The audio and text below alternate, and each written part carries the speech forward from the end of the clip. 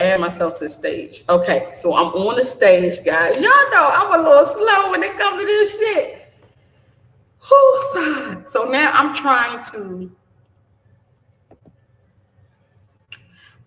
to add my friend to this, but I need her email, or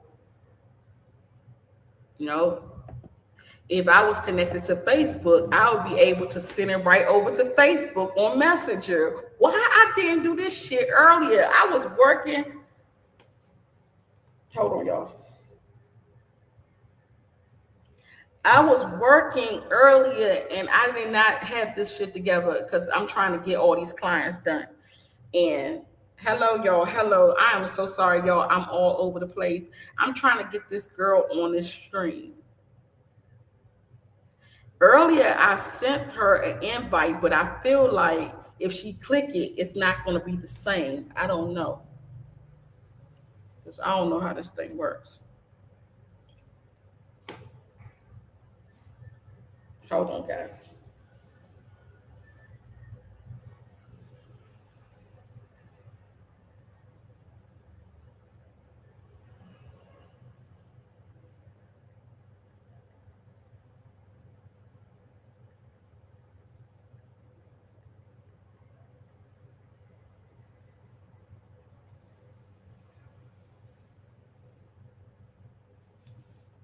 Okay, so we're going to see what she going to do about getting on here.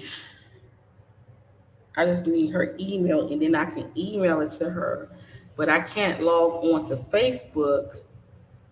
Y'all hold up. Let me see if I can log on to Facebook. I have not logged on Facebook in years.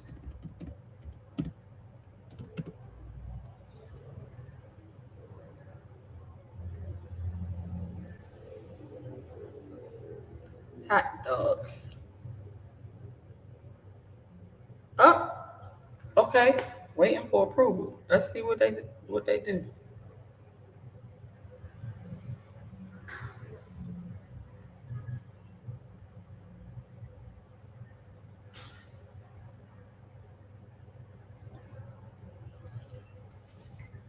Okay, so I was able to log on to Facebook. Now, I save that. Trust this device. But okay, send through Messenger. Okay, I can send through Messenger.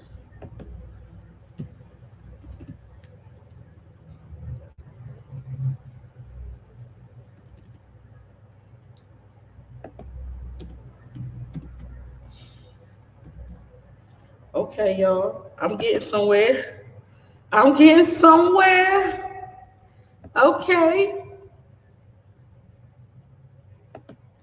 Okay, guys. I was able to send it. So let's see if she log on.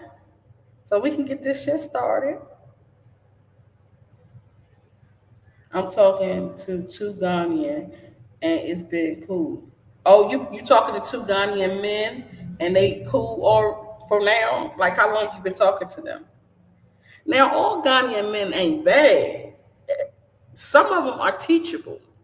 Some of them are definitely teachable. They all know the same shit for real, but some of them you can teach them.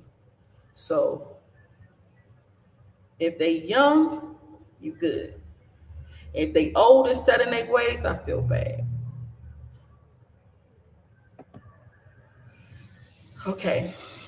Y'all, I got bubble guts right now. My stomach is hurting so bad. I should have ate. I don't know if you guys know about irritable bowel syndrome, but irritable bowel syndrome is a silent sufferer. People who suffer from it, most people don't even know they have it. They'll have a spout, going to the bathroom with constipation, diarrhea, but they don't know that they have irritable bowel. They just think they got to use the bathroom. So it's like a brain and gut connection that it does. It's like you'll be thinking something real bad or you'll be experiencing something real bad and you have to go to the bathroom. And I don't know if you guys seen the movie Friday After Next, when the old man John Witherspoon was in the truck, and he was like, "I gotta go to the bathroom. I gotta go to the bathroom. I got irritable bowel. I gotta go to the bathroom." Because when you're nervous, it does something to you. It makes you have to go to the bathroom, and your stomach be hurting so bad. And sometimes your stomach can feel like you having a baby. That's how bad it can hurt. And I have it, and I had it since 2009. But being over in other countries helped me a lot because I have it more when I'm in America. When I'm outside of America, I don't really stress, so I don't have no problems. But today is very stressful for me, and I'm just trying to deal with all this, y'all. I'm trying to deal with all this. Okay, that's good. That's good because when you see the red flags, you go then. Don't stay for it. Once you see them red flags, get the fuck out of there. So,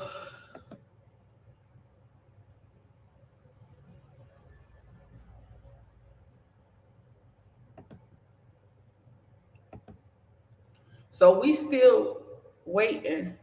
Okay, I'm here. Who said okay? I'm here. Maybe you can try some deep breathing. I know, right? Like, oh, sigh. I don't know why I'm so nervous. Like, this is crazy.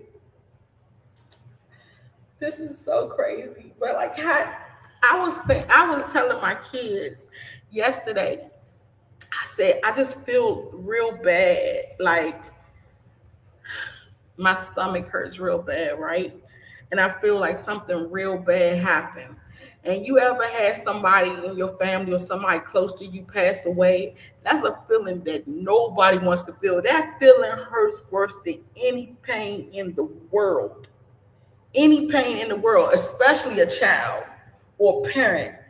It's like you want to rip your hair out. You want to scream. You want to beat yourself up. Hell, you want to go too. You be like, I cannot live with it. I cannot live with the pain of losing somebody close. I never want to feel that pain. But for some reason, it's like I'm kind of feeling that pain right now. And I don't like it. I don't like it. I don't like it. Oh, you said that was you on YouTube. Okay. Okay, now you over here. So you gonna be on YouTube or you gonna be over here? You said you'll be all right. Just calm down because I was diagnosed in 2009. I was diagnosed in 2009 too. And I spoke to a lot of people who said that they had the same problems, they had the same symptoms, but they living with it. It's a silent suffer, and it's hard to live with. It definitely is. And moving out of America made it so much better. Made it so much better because when I was in America, I swear to you, I lie to you not, Scout's honor. I would be on the toilet from 8 a.m. to 4 o'clock in the afternoon using the bathroom over and over and over again. I could try to get up and go do something and I go right back to the toilet. It sits me right back down. Soon as something happens, something bad, because it's always stress in America. It's always something happening. And as soon as something happens, I'm back to the bathroom again. It's like I cannot catch a break.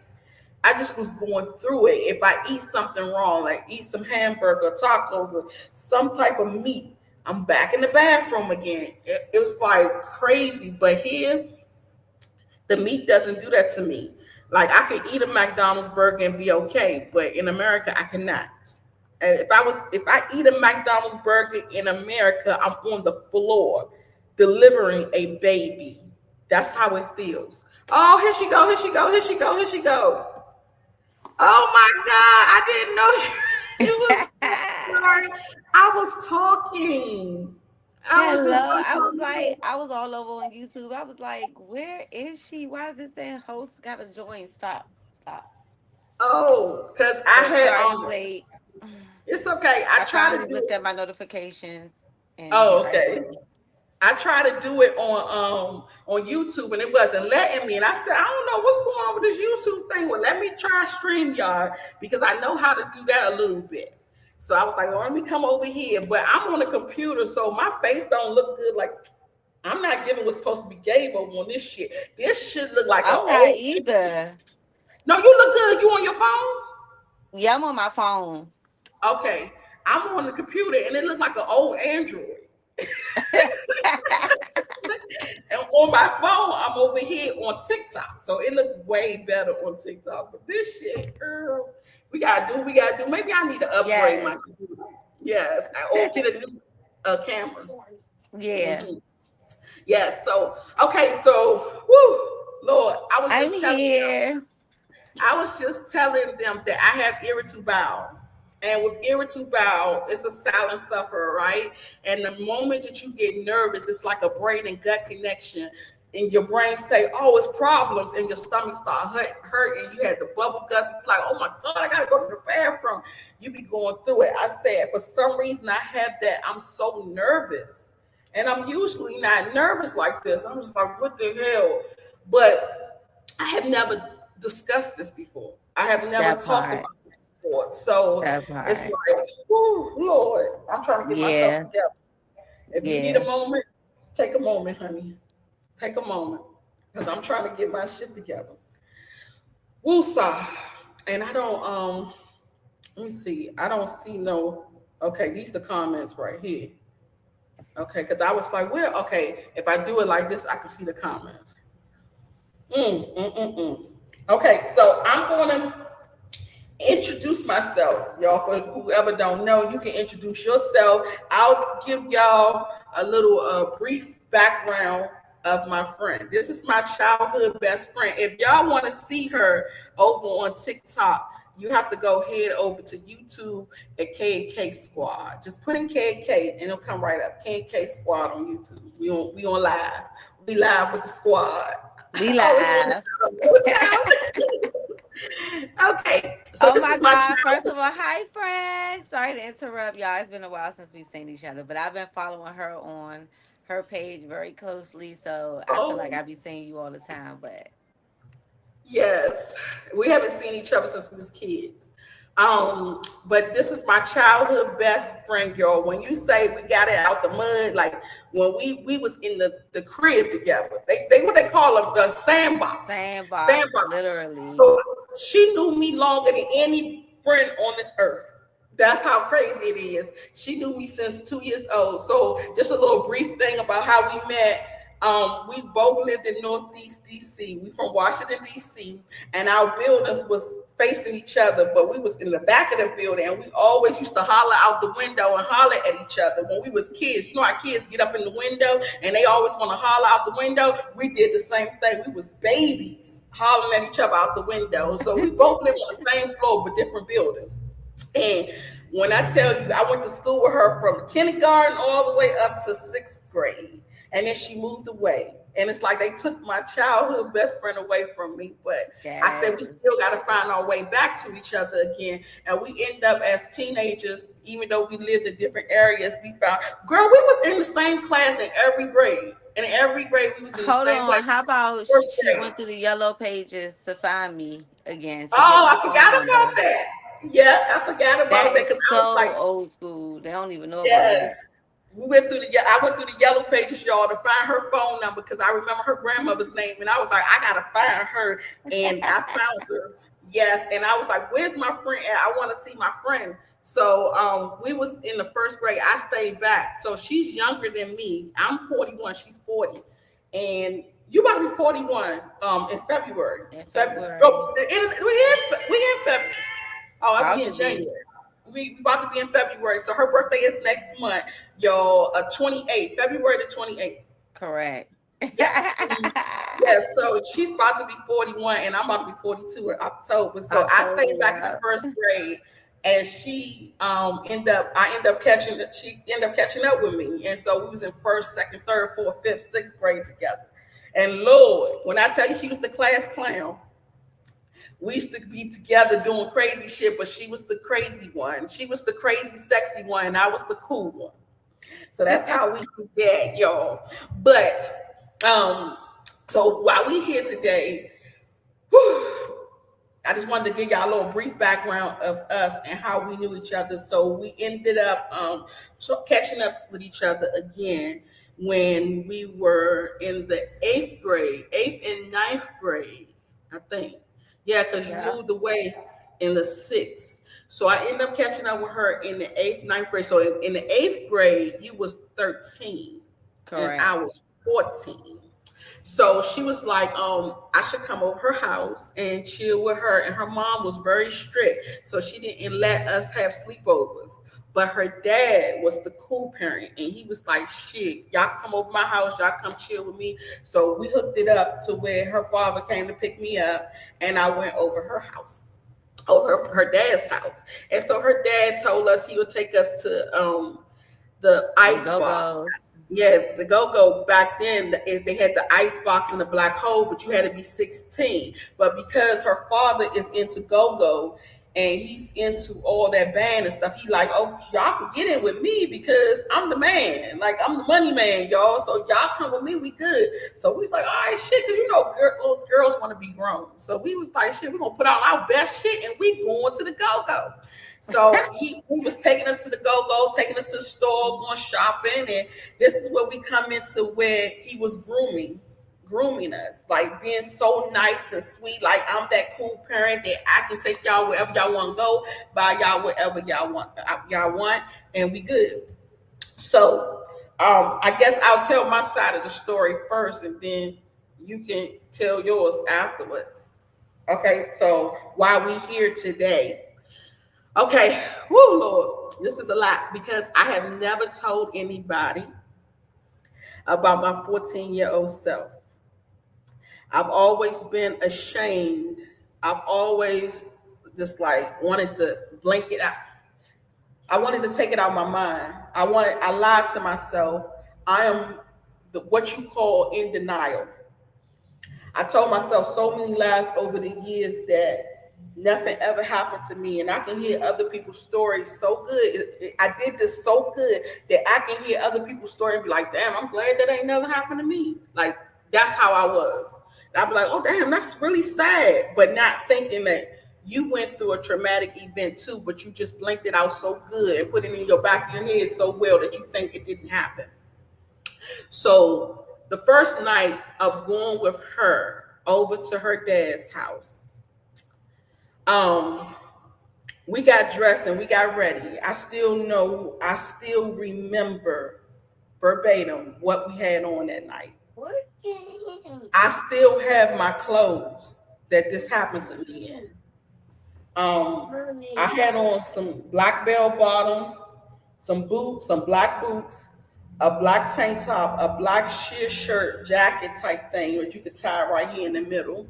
And I put some tracks in my head. I thought I was the shit. Well, I knew I was. I had on my cowgirl hat. I was 14, but I look 18. She had on some cute ass Persuco jeans, y'all. Y'all remember Persuco jeans, the blue jeans that everybody wanted that you had to have some money to get. She had on her Persuco jeans, her brown boots, and her brown tight fitted shirt that tie around the back. And she had her head done, her natural hair, really cute, real sexy. Like she was doing her thing. So we just knew we was grown. But see, here's the thing: when she gets dressed, she takes a long time, a real long time. So I'm already ready in 5 minutes, but it takes her maybe an hour or so to get dressed. So while we waiting for her to get dressed, her father told me to go in the room and get some cologne or something that he needed off of his dresser. As I went in the room to get it off the dresser, he came behind me in the door and shut the door. And I said, what are you coming in here for? What's going on? And he like, you gonna give me some today. He had already been flirting with me. He had already been trying to groom me. He had already been throwing hints and shots. But, back then you like, boy, whatever. Like, that ain't shit. What are you talking about? And you brushing it off like it's not nothing. So I wasn't even thinking nothing of it. So when he came in the room to tell me that he wanted it, I was like, no, the fuck you don't. And you know that shit with that silly said, I had to fight all my life. All my life I had to fight. And that's what I was telling myself. So if this motherfucker want to take me, he gonna have to fight me. So literally, we started fighting. And he was pushing me and he moving me around and throwing me on the bed and I'm kicking and I'm pushing and I'm doing all this stuff. I'm like, hell no, you're not getting this. No, I don't want you. I can still remember the sweat coming off of his face. Like, why the fuck I gotta fight with this girl? The sweat was just beating my face. And so he pulled my pants off and threw it on the floor. And then as he fighting me, he's kicking his pants off too and his underwears too. So when I pushed him off of me, I looked down and I said, all right, I might have to go ahead and do this. Even though I don't want to, but it's going to get real bad in here if I don't. So when I pushed him off, I seen the size of his penis and I said, okay, it's not going to be too bad, because I always associated when you get raped, it hurts. You feel something really big and it tears you and it rips you and you bleed. That's how I imagine that to be. So I'm like, okay, if I don't fight back and I just go ahead and give it to him, that means he's not raping me. I'm consensually doing it. So I was like, okay, let me just go ahead and do it. It's not going to hurt too bad. So when he started doing it, I hardly felt anything. So I was like, okay, I'm gonna just sit here and wait. And it was quick. It didn't take long. It was quick. And it was done. So after that, we got ready to leave. And I'm like, okay, I hope that she's ready by now. But even though we shared every single detail of our life, we shared everything, we did not share that. That was something like I've always imagined to take to my grave, that I would never tell anybody my story. Like I've told my Like even children, now, I didn't know that part, and I got questions. I'm like, I didn't yeah, hear none of that. I never came in there, anything. Like no, that's crazy. and it is crazy because I never even told my children. I told my children, I said, you can't go to sleepovers because the sleepovers things happen. And they be like, what's going to happen? I be like, I don't know who father in there. I don't know what nigga in there, but you can't go to a sleepover. So I've been telling my children this their whole life, but I never told them why I don't do sleepovers. And so after that, I was just like, oh, thank you so much. So I was just like, okay, I'm not going to tell Nene what happened to me because I was ashamed. I didn't think that you would accept me. It was so many things going through my mind. Like, I don't want our friendship. I don't want to ruin our friendship. I don't want to tell nobody else because I don't want nobody to get your father locked up or to that your father may get in trouble and you don't have your parent no more. It was so many things going through my head and I'm like, I can keep this, but I just got to make it look like it didn't happen in order for me to get past it. So even that next morning we was in the kitchen after going to the club and I'm thinking about this all night. I was like, I knew somebody was in the car with us. That part I went blank and I can't remember who was with us. But I remember when we came home late that morning and we went and ate some food or we eat some cereal or something in the kitchen. And you stepped out of the kitchen and went to the room and he did it again in the kitchen. And he bent me over on the counter and did it again. And I'm like, okay, like this shit ain't gonna stop. Unless I leave this house, he's not gonna stop doing it. And it's like one of them things where you go over a nigga house and he like, I gotta get it as much as I can while she here. And he wanna keep on doing it, keep doing it. You like, damn, I gave it to you last night. Like you gotta keep doing this shit. So I'm like, okay, I gotta leave. This shit is not gonna stop. So after that, me and you kind of fell off and we wasn't talking as much, but we were still talking every now and then. We would go out and hang out every now and then, but it kind of put a wedge in between us. And then one day you called me and you said that I said we should hang out again, with each other. And you told me we can go to my father's house, and I was like, oh shit, I don't want to do that. And you told me that he had just got married. He got married, and I think he was expecting a baby. They was having some celebratory thing going on about his wedding or whatever, and that I would be okay. We would go over there and chill, and he gonna be with his wife, and we gonna be playing. And the wife got a little girl, and we can play with her. So I said, okay, well if that's the case, then he got a wife. He shouldn't need me anymore. I should be good. So he goes back over there. This particular time, I meet the wife, I meet the daughter. Everybody seemed real cool. I'm still kind of having some feelings about the fact that I got to be around him, but I'm like, okay, I don't have to worry about it happening again. So this time, I'm in the kitchen again. The wife is in the room right now. I mean, it's feet away from the kitchen. I'm like, nothing can happen here because I'm safe. The wife is here. You're there. The little girl is in the room with you. Everybody is here. We good. Again, he does it again in the kitchen. I'm fighting. I'm like, your wife is in the room. He's like, fuck that. Don't worry about that. We good. And I'm like, damn, if his wife catch me, then she gonna fight me, and it's gonna be a whole big mess. And after that, I'm like, okay, the wife is here, so I don't have to worry about this. But he did it again, so I'm gonna have to just stick around the wife and make sure that I kind of hide up under her, so he won't do this to me again. She goes to the store, and I said, or she went to the store, or she went to her people's house or something. And when she was going out the door, I said, "You gonna take us with you?" And she said, "No, I'm gonna be right back." I said, "Fuck." Now I gotta fight this man again. And damn if he ain't get me in that room again on his marital bed.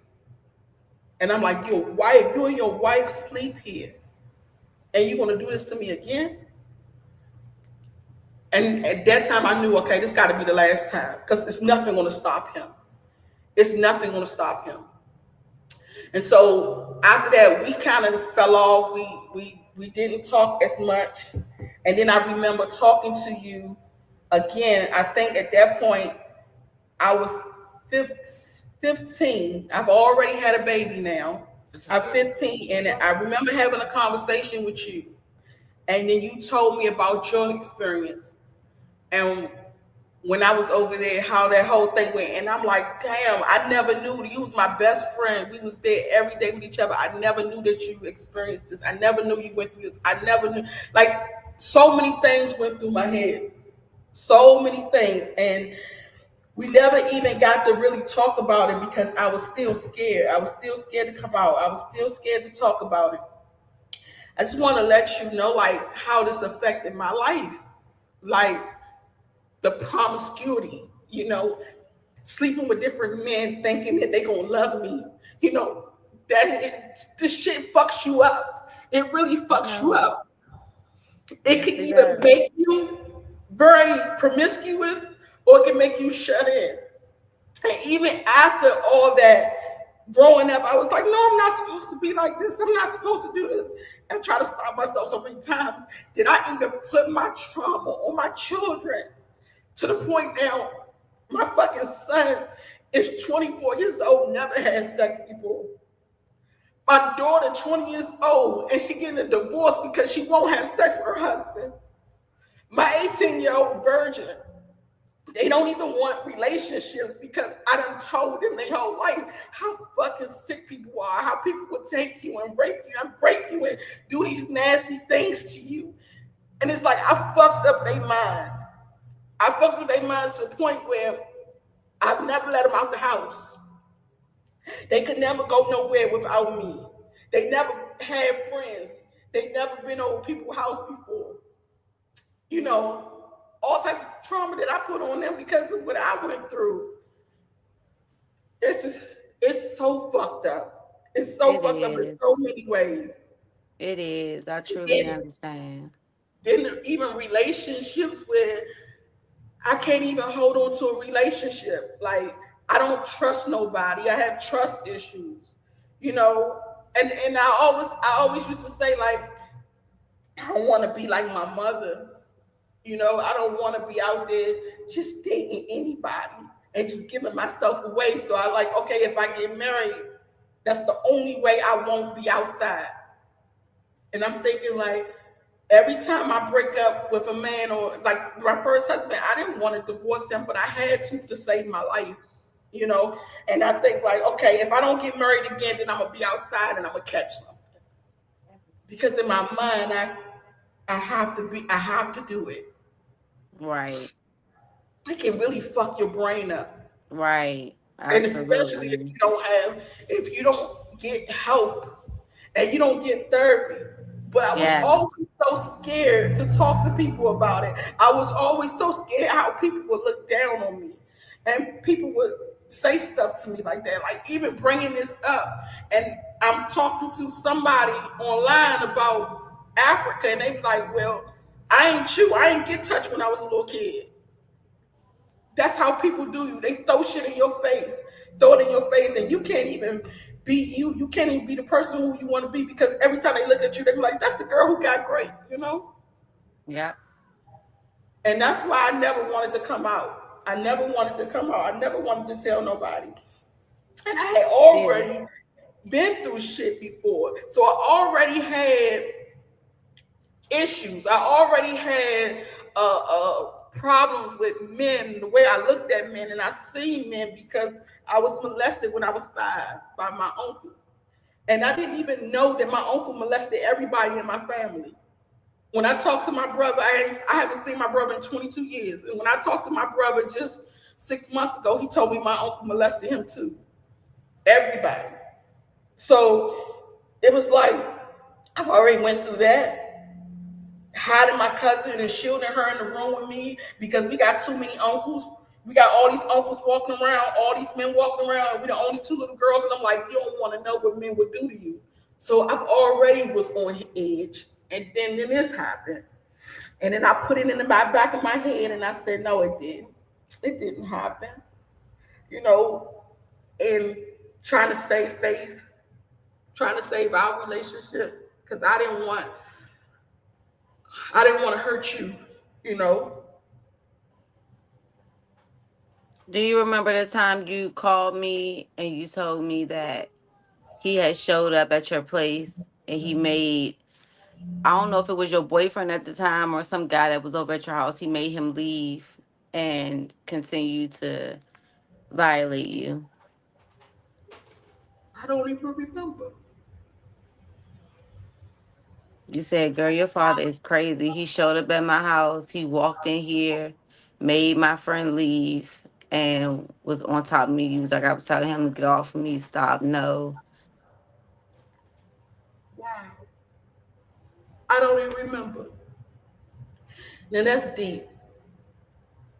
That's fucking deep that it could be so bad that you erase that shit out your memory bank. I feel the same way. Yeah, Damn. I feel the same way. And the crazy part is growing up, I just kept thinking about it was a dark, it was dark. Cause I didn't really bring it to the forefront until all this stuff came about, but I just kept thinking about the little girl in the room. When I left, I wanted to tell the little girl's mother to watch that man around that little girl. But then I said, he's not gonna mess with her. She's a little girl. I thought the only reason why he did it to me is because I was developed. I had boobs, I had butt, and I had a shape, and maybe he was looking at me like I was grown. Never would have thought that he was doing that to 7 year olds as well. Like I couldn't imagine. And I cried for her because I didn't want that dude to hurt her. But then I knew, like, if I said something, what he could have did to me.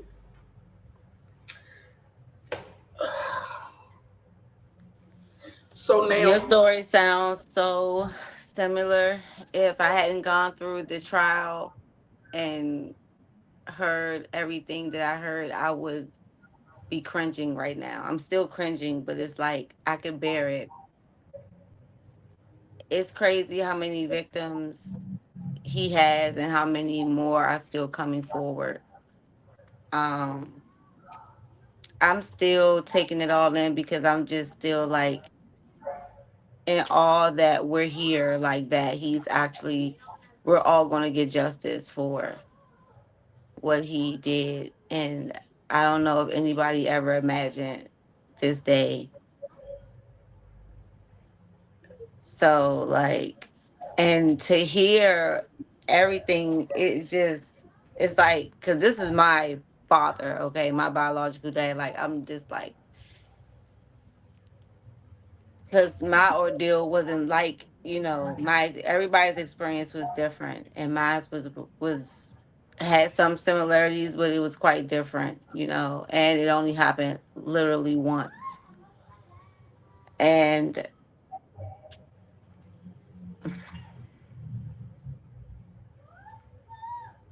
I just can't. There's so many things I can be like, I just can't believe. I mean, I have no choice but to believe it. I mean, it's the reality, but it's really fucked up. It's really fucked up. And I'm so sorry. I had no idea whatsoever. And I promise you, like, it's crazy how similar your story is to at least two other victims. Like, that shit is crazy. Even how risky he was with his timing and with his location. Like you're saying, like, your significant other is in the very next room, could walk out here any moment. That was a part of the thrill, I guess, in his twisted mind. But and it's just sad too because, like, even though he's incarcerated, he's only blocked. It's not like his intent is to not do the things he won't be able to do anymore, and that he's going to actually change. He's just not able to do what, you know what I'm saying? He don't have the They don't opportunity any have access longer. to kids. And that's the difference to me. Like, I'm just like, he's just, and to know like you really was into like kids though, like for real, like that's really your thing. Like, that's crazy. And I'm sorry for you as well, because even like then, I didn't know that that happened to you. I couldn't imagine. I didn't even know that people was that sick to even for to look at a kid, but to look at your own child like that. You know, that's a whole different kind of level. That's a whole different kind of fucked up. And I want to tell you that I commend you and I'm proud of you. I'm so proud of you. This is not easy. Even people who don't understand wonder, like, how is it that they've never discussed this? How is it that this is their first time talk? Like, it's been years. This stuff is, and that's what I was about to say too. Your memory is impeccable, and the more you talk about it, the more you're going to remember. Like, the more stuff is going to start coming back to you because we never wanted to remember these things. We always buried it and tried to retain, what they say, repress the info. So the memories, the knowledge thereof, like some of it's going to be a little sketchy, but some of it's going to be a home run, like, and it's just some things you just don't forget. So, like, I got your message where you were saying, like, you was talking about that. First of all, I don't even recall the time my dad lived on his own, but I'm like, damn, okay, It maybe was he did. the Cause it first seemed like time. he went right from his one of his girlfriends to the very next one. Hmm. So I But the never knew that first he was. time, I didn't know he had a girlfriend. I didn't have no idea that it was a woman standing. All I remember is you telling me at one point that he got married. I don't know exactly what date it was, whatever. He got married, so I was like, And I don't okay, know well, if I don't even recall saying that because he never actually got married. oh, well, he was supposed to be celebrating. Did he get have a? She was pregnant. No, the only time she had ended up getting pregnant was um after I had graduated. But basically, when I had graduated high school, him and my mom, they both ended up having other children. Then Hmm. I know it was some celebratory thing going on, and you said you wanted me to meet her, and so I met her, and I met the little girl, the little 7, 8 year old I girl, don't and know what was going on. It could have been something going on in her family. well, I could have sworn she was pregnant. I could have sworn she was pregnant, and they just got married or something that they was doing, and I said, okay, well, if they If going, she, if she that's, if that was the, but I feel like you met her way earlier than that because my brother, he is 23 now. Like I said, so that would have been like the year I graduated high school. And I know you met her long before then, like at least 3 years I met prior to her in that. 2000. Right. So, and she In wasn't 2000, pregnant so that then. would She be wasn't having no right now baby. 25. Yeah, they wasn't even talking about kids or nothing like that at that time. something was going on with some celebratory thing, and I thought she was getting married or they got married or something. And when I Wow. met her, and I was like, okay, so he got a wife now, so he won't do this to me anymore. And the wife Wow. was there when I came there the second time. I remember she was fat, she was light skinned, and she had like some shoulder length hair, straight hair. Yeah. And the little girl was brown skinned and had bows in her hair, little twists. Yeah. I can vividly remember the way their faces looked, but that's Yeah. all I know. And we didn't really. She didn't seem to be a nice person. Like she wasn't really nice. She was kind of like she thought she was the shit. That attitude. So we didn't really talk like that.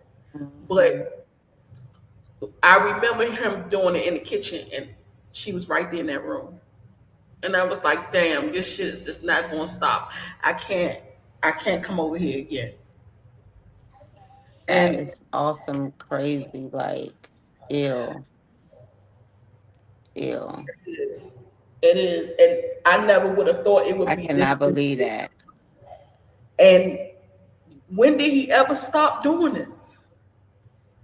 Because it's like a sick, it's like his sick ass has to have it.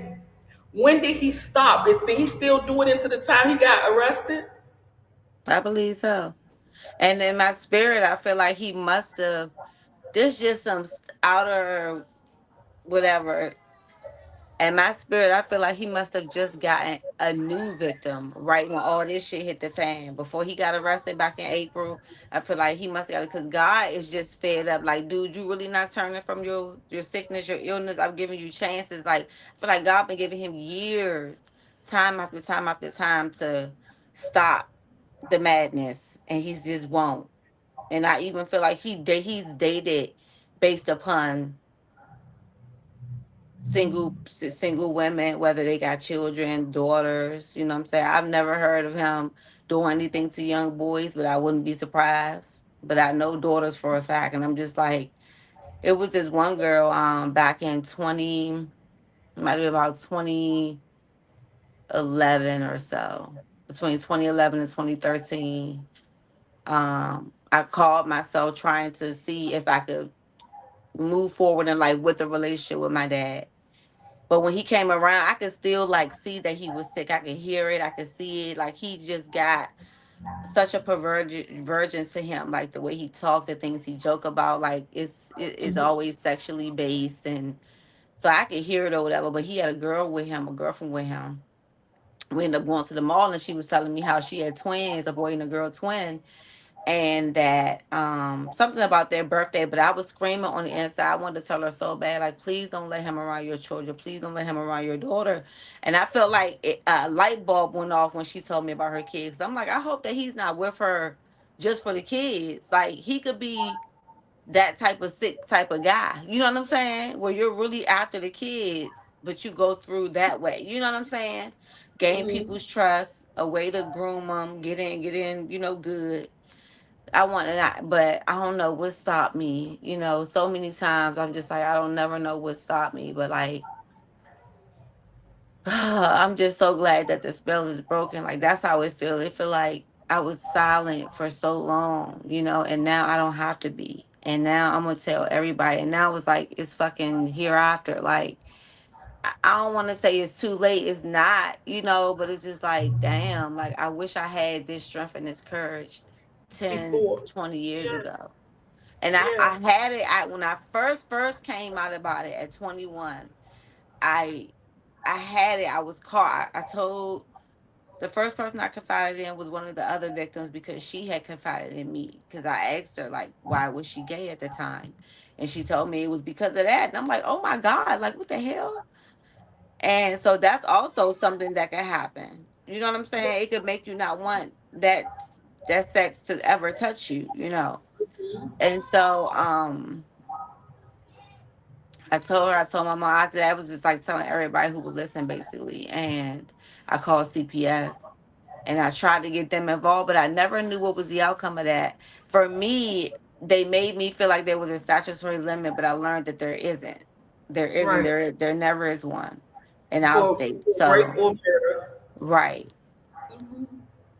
So I was under the impression when I spoke back to um the daughter of his girlfriend that CPS did come, but that like she helped like finesse a lie or something like that. But everything is all cloudy now because she says that she don't recall telling me that or anything like that happening. And of course, her mom is saying that CPS never came to her house. And then the detective tried to see if CPS tried to go, because they supposed to keep record of like all calls, anything they ever looked into. They went to go and inquire about it because I told them like what year it may have been, and they said that nothing turned up with that. So I'm just like, damn, like I know for a fact I made the call. I know for a fact I gave them the address. I know for a fact behind that I asked the girl. Like I'm just like, damn, that's crazy. But it is what it is. I'm just so glad that still to this day none of that hindered his due process is coming Mm-hmm. for his ass. Especially now after learning all the disgusting things he's done. Like it's crazy all the disgusting things he's done, girl. Like it's Mm-hmm. crazy. And then the other thing, like not being able to tell anyone that you can feel comfortable talking to. Like, as far as my family, I never had nobody that I can go to and say, this is what happened to me, but make it so that I'm protected. Like, he don't come after me. I didn't have that because honestly, with my family, all my uncles are predators too. They all pedophiles. All my family practice incest. So while I'm trying to tell them, I'm trying to also protect myself from them. So when That I'm in part. that room and I'm hiding my little cousin from all my uncles, is because my uncles used to sleep with my friends. They used to stand outside my school after school like they was coming to pick me up so they could see all my friends walk past so they can get them. You know, and that's why I said this story reminds me so much of my uncle, because when my uncle met his daughter, when his daughter was 16, he raped her. And that was the first day he met her.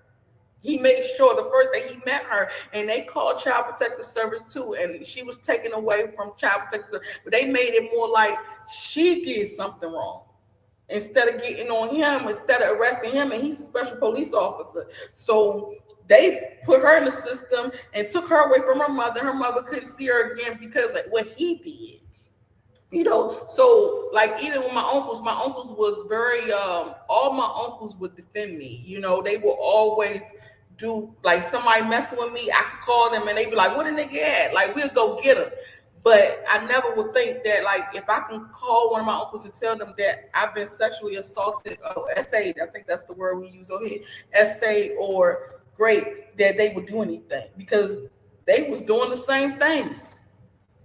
I just learned how to fight so they couldn't do me. So they'll try to do my friends because they knew. They said Big V. They used to call me Big V. Remember? So they Yeah. like Big V. Big V Yeah. ain't fucking with us. Because I be that one. Like, I smack the shit out you. Don't even about to touch Right. You me. gotta defend So yourself. yeah. So I learned how to defend myself and how to fight back. So I defended myself. That's why I said all my life I had to fight. Literally. Because I'm fighting niggas off of me everywhere I go. It's like, damn, I can't catch a break Right. No, really. nowhere. And, Hmm. and and your house was the only house I ever went to a sleepover. Because after that, I was like totally against sleepovers. I was like, never the fuck, never again. I would stay up all night until the sun come up, and then we gonna go back to my house, or we gonna leave or whatever. But I'm not going over nobody's house no more because I got tired of fighting. I do You know what recall a I'm saying? time that we was in the living room. I think we had just came back from going to one of the go-go's, and we was in the living room and he came out, and I believe like the way we were sitting on the couch is like you were sitting to where you could see him when he came down that hall right there. I was facing you. So when you looked up, I then turned around and looked. And he must have told you to come here. And when I turned back to face you, you was getting up going toward him. And y'all went to the back. I don't even know where Siobhan was at. It's like she wasn't there. Cause there's no way. And I feel like y'all went in their room I don't know if you remember I, that. I remember that was one of the times because she had left and we went in her room and I said, "Damn, so we got to do this on on your marital bed." I remember asking him like, "You don't have no shame in your game? Like, why are we doing this? Why this is where you and your wife sleep at? Like the crazy positions that you putting me in at 14." And I gotta try to fight this grown big ass man off of me. He wasn't small. He was big. Like, and I'm like, damn, every time we turn around, because if I don't, he's just gonna take it. He's just gonna take it. It's not like I can't help it. Like, it's nothing I could do. It's nothing I could do. I can say no all day. He's still gonna take it. Oh And my then God. when I spoke with the detective yesterday, um, she said that none of the stories was like mine's, where I literally the only one who fought back. Mm, I'm the only one who that fought part back. is true. Nobody else fought back, That which part is makes true. it now first degree rape. Everybody else was second degree, but it becomes first degree when it's fighting or when it's abuse or when it's threats or something like that. Because it became violent to the point where I was just like, okay, I might lose with this big ass nigga. Wow. You Yeah, know, she's right. I was just about to say that too. Like, damn, it was to the point where you were fighting back to where it got physical and it could have got really like abusive, like bad. Like, it was already abuse. Don't get me wrong, a form of abuse, but you know what I mean. Like, that's crazy. Yeah, I haven't heard that from anyone else, and that's just even more of displaying his characteristics as a monster. Like, what the hell? You literally standing up for yourself, saying no. I'm yeah, uncomfortable with this. I don't want to do this, and he's still moving forward. yo, Don't care. you gonna give me this shit. You gonna give it to me. Like, damn, ain't no way out of this shit. And Cleophas then, Canton, if anybody needs to know his name, so they can look him up. And he oh, will be on a pedophile registry, but that won't even matter no more because he is not. He's going to die in there. But if any yeah. other victims, So the detective said that she served him with a warrant for my case yesterday. So mm, once she served him with a warrant, she's going to wait for the judge to give him a court date so I can come and testify against him on my case, and hopefully it don't take as long as your situation took because I think she said your situation took like a year or so for y'all to go to court because he's already going to court. I should be able to go to court before that to so he could be charged for my situation too, and that's when it becomes first degree, and that's when you talk about life. mm, When you talk about life, because 20 years is not enough. 20 years is not enough at all. This was 20 years ago. Like, right. he's still in the street doing shit. This was over 20 years ago. Over 20 years ago. It had to be like 25 years ago. Oh, he done 25. he racking up. He racking up on more charges because so many people have come forward. It's ridiculous. I'm just like, ew. Like, wow, dad. Like, really. Mm. Yes, it had to be over 25 years And I ago. know for me, I was shocked. I was totally shocked because I literally thought I was the only one. I literally thought, like, okay, I'm going to just take this to the grave with me. It's fine. Nobody has to know. I just thought I was just this tough cookie. And when I found out about that, because even like, which is crazy because it's like saying when I found out about one of the other victims versus when I heard it from you, because it's like I was already aware of, what I'm saying, who he was, even when it came to me, but I repressed that down so bad. But like, I don't know, I guess because you were mature, you were living a forward life, you did take it like, I didn't see this vulnerable side to you when this all took place because you too had to keep it moving. You had to keep up with life. You know what I'm saying? I didn't see, and I so it didn't really hit me as hard. So for me, when the other victim told me, I felt like, oh my God, I thought this that like it only happened to me, because I felt like with you, you was more consensual, like you more so knew. And plus, because like I said, now I'm learning that there were other occurrences, but the one time I'm thinking about, I'm just feeling like you willingly did that, even though it was still wrong because he preyed on you. He preyed on you. That was his full intent the entire time. It don't matter, even if you say it was okay, it was never okay because you were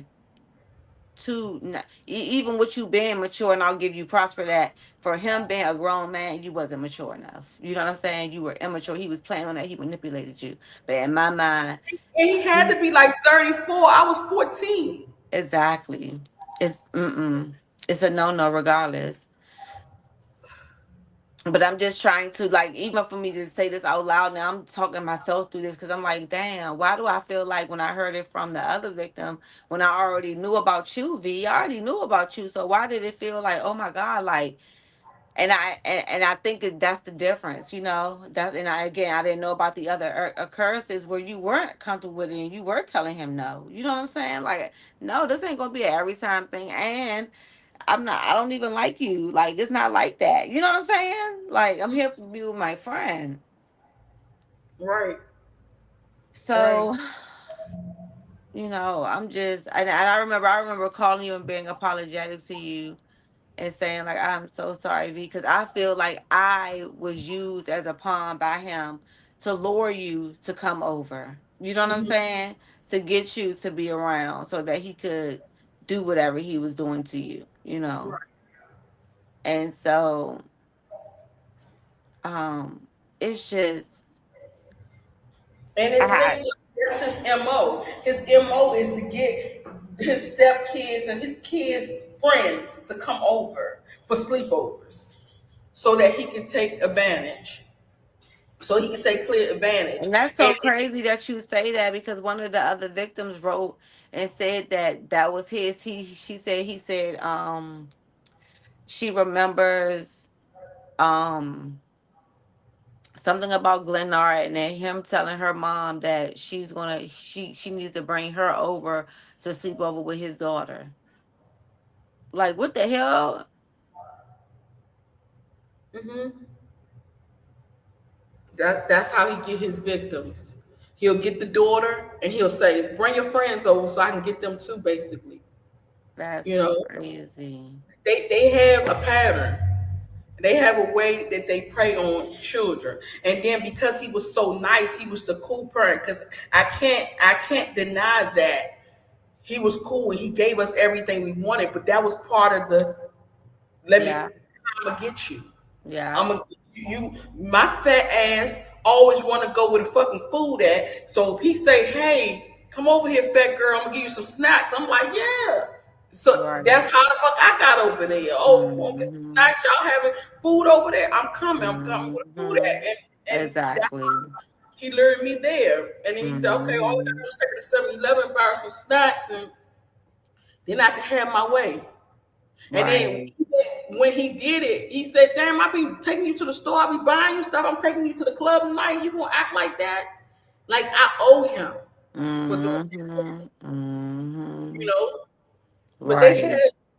they have a way of playing with people.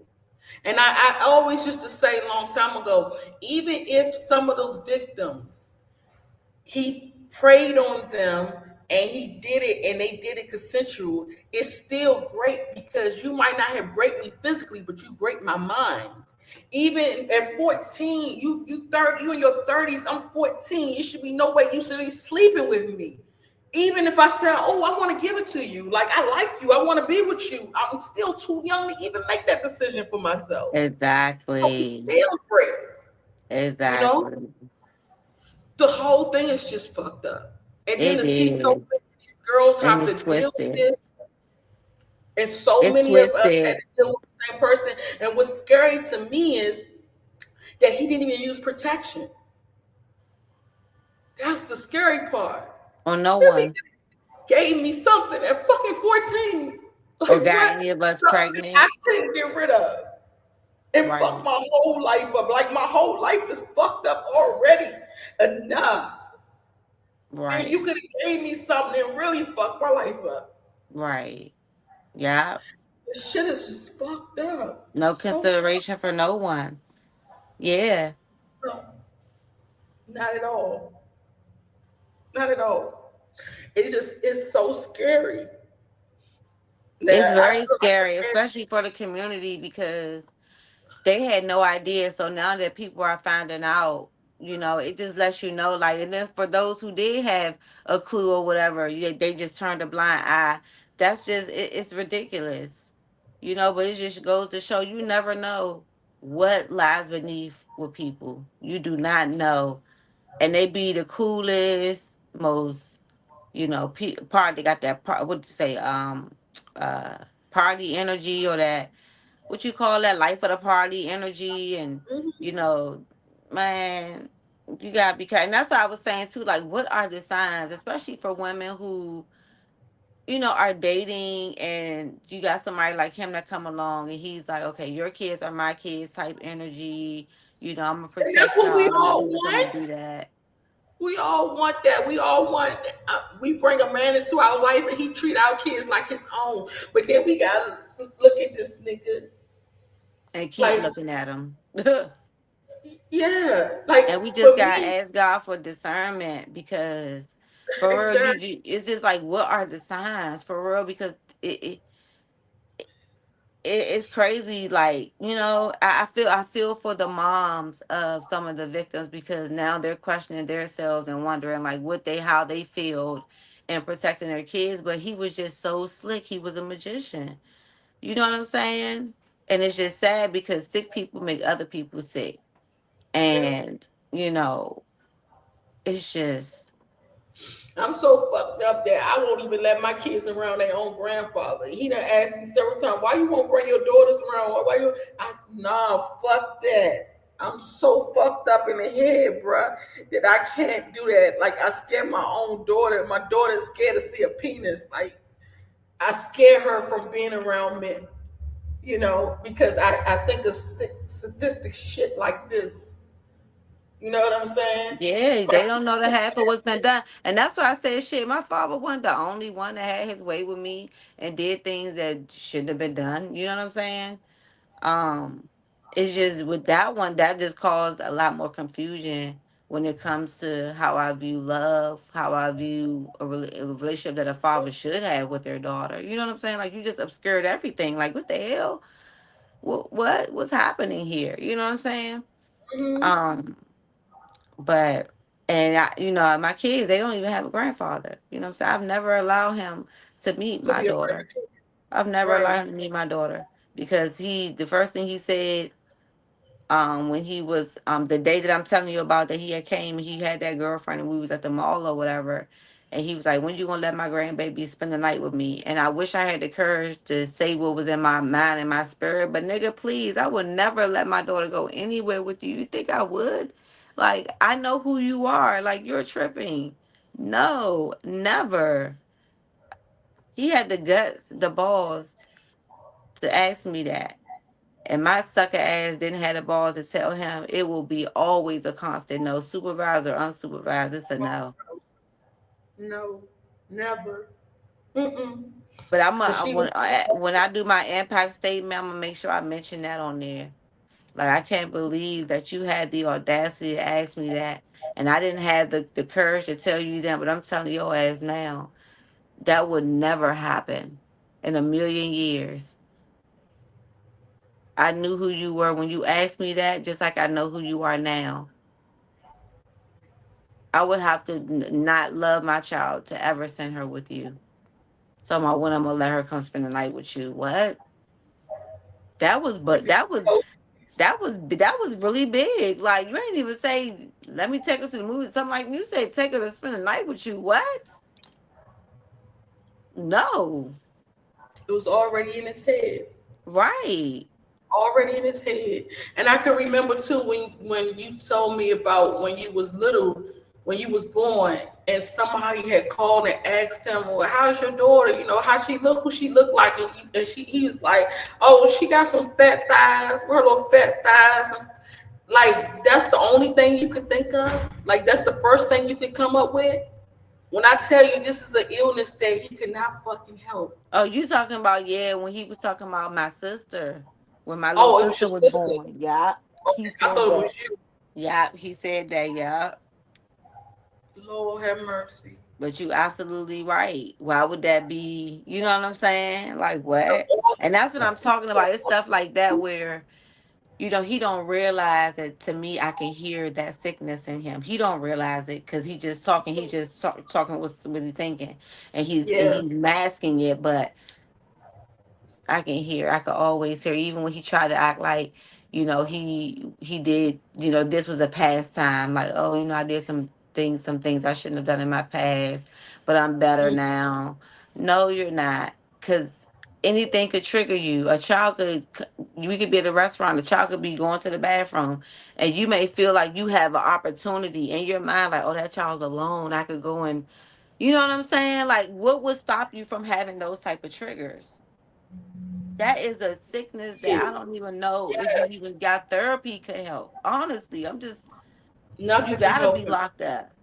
Nothing can help him. That's why I was saying it was just like I was just saying before you came on. I remember when Dr. Umar was talking about the kids on the corner, and he said some of them kids on the corner are so far gone, you gotta get rid of them for good. Like, he's somebody who you gotta get rid of for good. You cannot help that. It's nothing gonna save him. He just gotta go.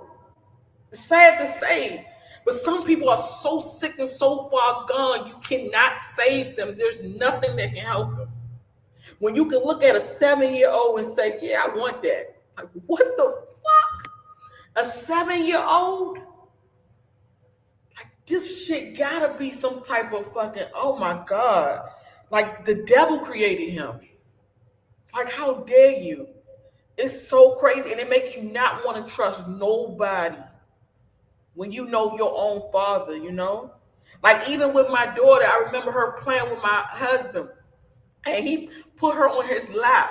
I said, what the fuck is you doing? I just went off. I lost it because that little girl in me was crying and screaming. And I just said, get the fuck out of my house. And he was like, what the fuck is wrong with you? Like, I lost it because I seen him put his daughter on his lap. And I was like, do you know what the fuck you doing? You got my daughter straddling you. Is you crazy? Okay. I could have lost it, like a mental breakdown, like what they say, temporary insanity, because of what the fuck happened to me. That shit will fuck you up. And I never want my kids to be fucked up. That's why I protect them so much. I always gotta hold them so close to me because once it happened, you can't change that You shit. can't I undo tell my it. daughter all the time, once you see it, you can't unsee it. I can't change that shit. Once somebody touch them or violate them, the damage is already done. There's nothing we can do about it. He can go to jail for the rest of his life. We can kick his ass. We can beat him. We can torture him. Still, it's damage that we can't fix. And I'm fucking damaged. And that's why I be like, even if I go to therapy, like, can we fix this shit? I'm still never going to trust. I'm still going to have issues. I mean, the only thing that I could figure out with the promiscuity situation is being married. That's the only thing that helps me. Because once I'm outside, I'm outside. Being married saved me. I'm going to be honest with you. Being married I love saved me. that. I love Yes, that. because if I That's wasn't my married, team. I don't know where the fuck I would be. I'll be in a whole hopper house of prayer or something. I would be doing some shit. Nah, keep it Because real. my mind is fucked up. Telling Keep it me, do real. that, do that, do that. But and then me being a Scorpio on top of that, that brings some shit up too. But being married holds me down because I don't like cheating. I feel I'm loyal. So I feel like, hey, I'm loyal. I'm just gonna stay with this nigga, and I can do with this nigga all day in the paint. That's my husband. But the moment I get a divorce and I'm outside, I don't know. I just don't know. That's how it does do you. It do you like that. Tell the I'm not truth. Shame the devil, girl. Listen, I'm not the one that's sitting in the I corner like, I resonate. can clear it up. No, I'm not that one.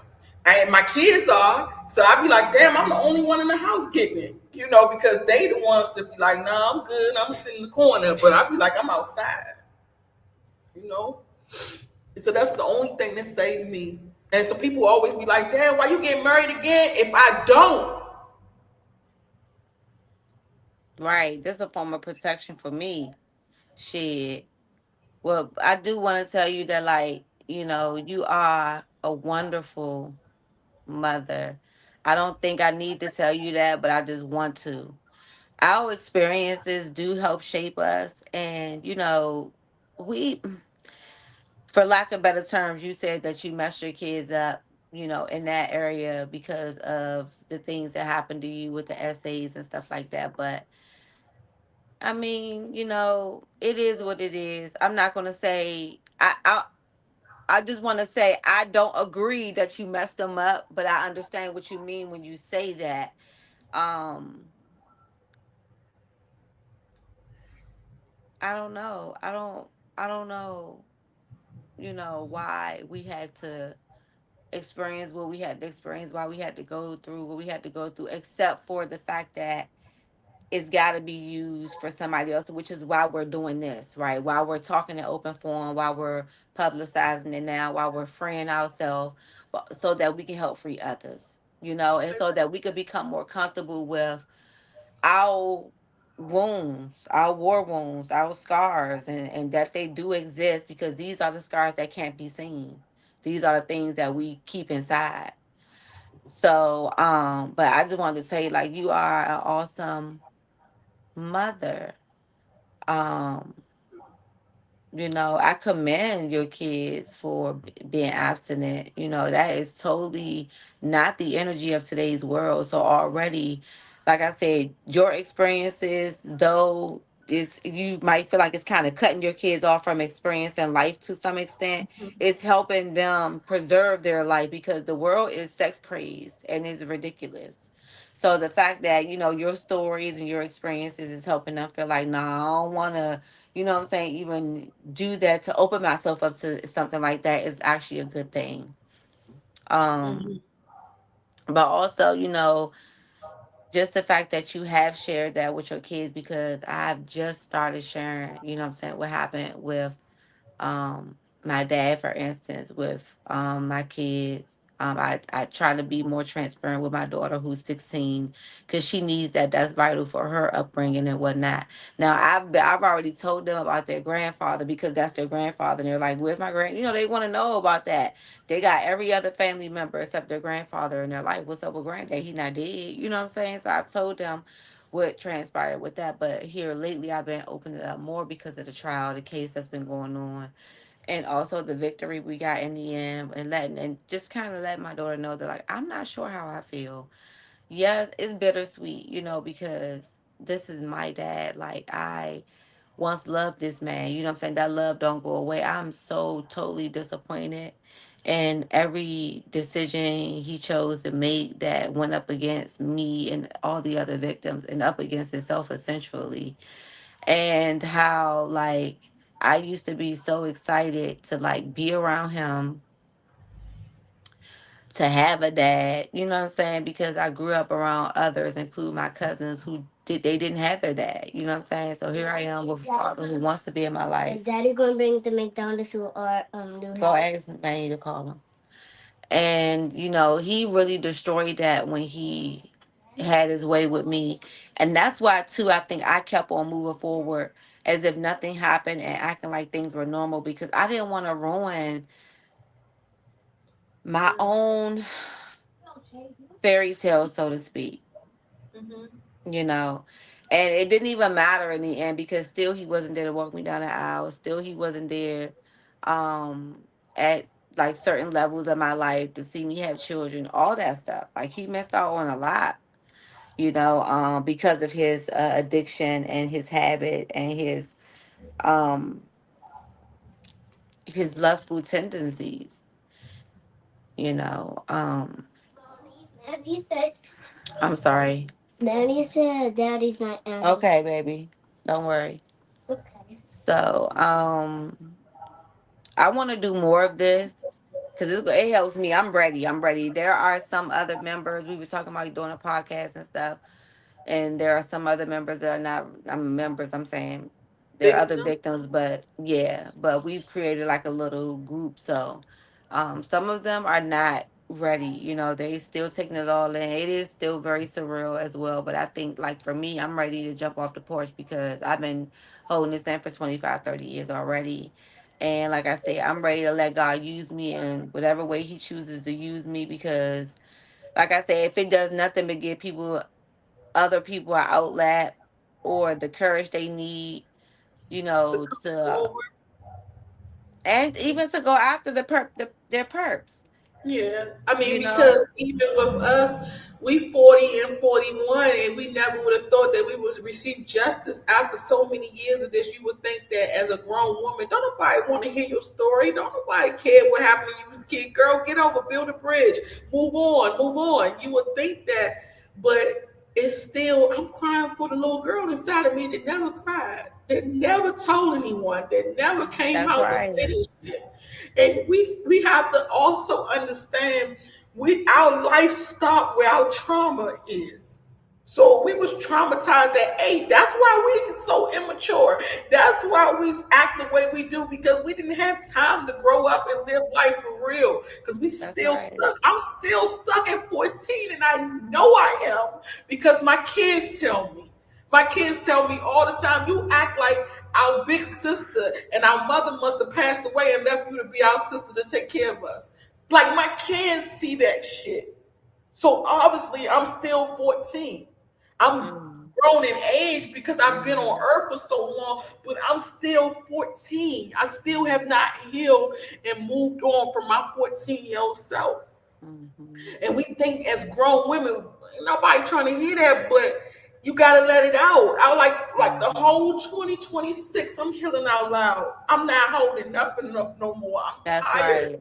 I'm That's tired of right. holding everything. This shit makes you put burdens on you. I It don't want to hold does. it no more. It Like, does, and I and really it believe causes that's what repeated people cycles say too. anymore. Mm-hmm. People look down on you and look at you and paint that picture on you, but at the end of the day, I don't want to look like that no more. That Like part. so much stuff happened to us, and even being out on the street when we trying to be in the industry and stuff like that, and stuff will happen to us out there, and we just brush it off like, oh, it's okay because I was grown. Grown women get great too. You know, Mm-hmm. so much stuff happened to us, and we just be like, no need to talk about it, but we need to start talking about it. We I need agree. we need groups. We need, people. Our voice need to be heard. Like your father got a whole community out there. He did this shit too. It's like we can start a whole fucking church just with the girls that he did this shit to. Like And you people need to know, talk. we we witnessed a lot of high profile cases like our own, R. Kelly, Bill Cosby, things of that nature, and we never saw ourselves in that. And now I can. Now I do. After experience, I never would have thought I would have ever been in a trial, a part of a trial, been on stand pointing out my Your own violator, father. you know what I'm saying? And stuff like that. And to know that, like, I don't think I could have done it without those girls. And I'm also kind of blown away that I didn't tell you sooner because I could have sworn I told you at the start of this and I could have sworn. Now, I know I mentioned you to them, but I don't know if um they had ever asked for like more details to get in touch with you because you were supposed to have been a part of that first whole little swing. For real, you should have been, but it's okay. You're gonna get yours. Um, but yeah, we like you said, even in those high profile cases, those women they didn't come forward for years later, and people always want to know, oh, why, why now, why da, da, da. That question should never be asked. It doesn't matter. why somebody all of a sudden decides they don't have to be quiet about something anymore, you know. But a lot of times it's because people find out that they weren't the only one. Once you Right. find out that, oh my God, that happened to you too, then we can band together.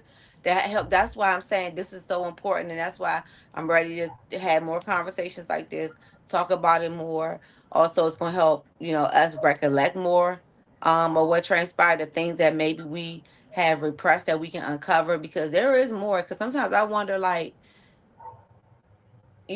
what else may have transpired that I am not thinking Forget of, about it.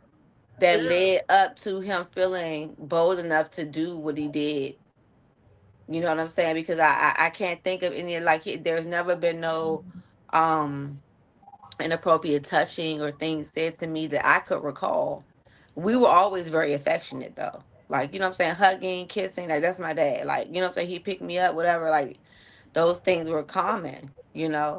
Um so I guess there was a fine line where I just didn't, you know what I'm saying? Because we was always so, but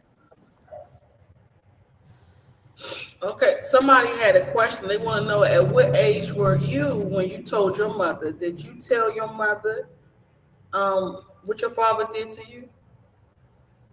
I Or was did it? 21. I was Oh, 21 years old. I was 21 years old. I told my mom. I told her after I had told my best friends, the twins at that time. They encouraged me, yes, you need to tell your mom.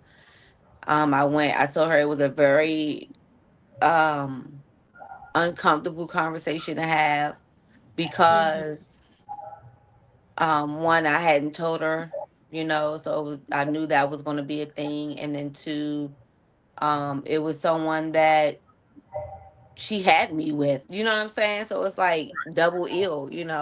My mom was an array of emotions, obviously sad, mad, confused, afraid, like she was shaking, like she was just an array of emotions, because, like, where was I? Like, why didn't you tell me?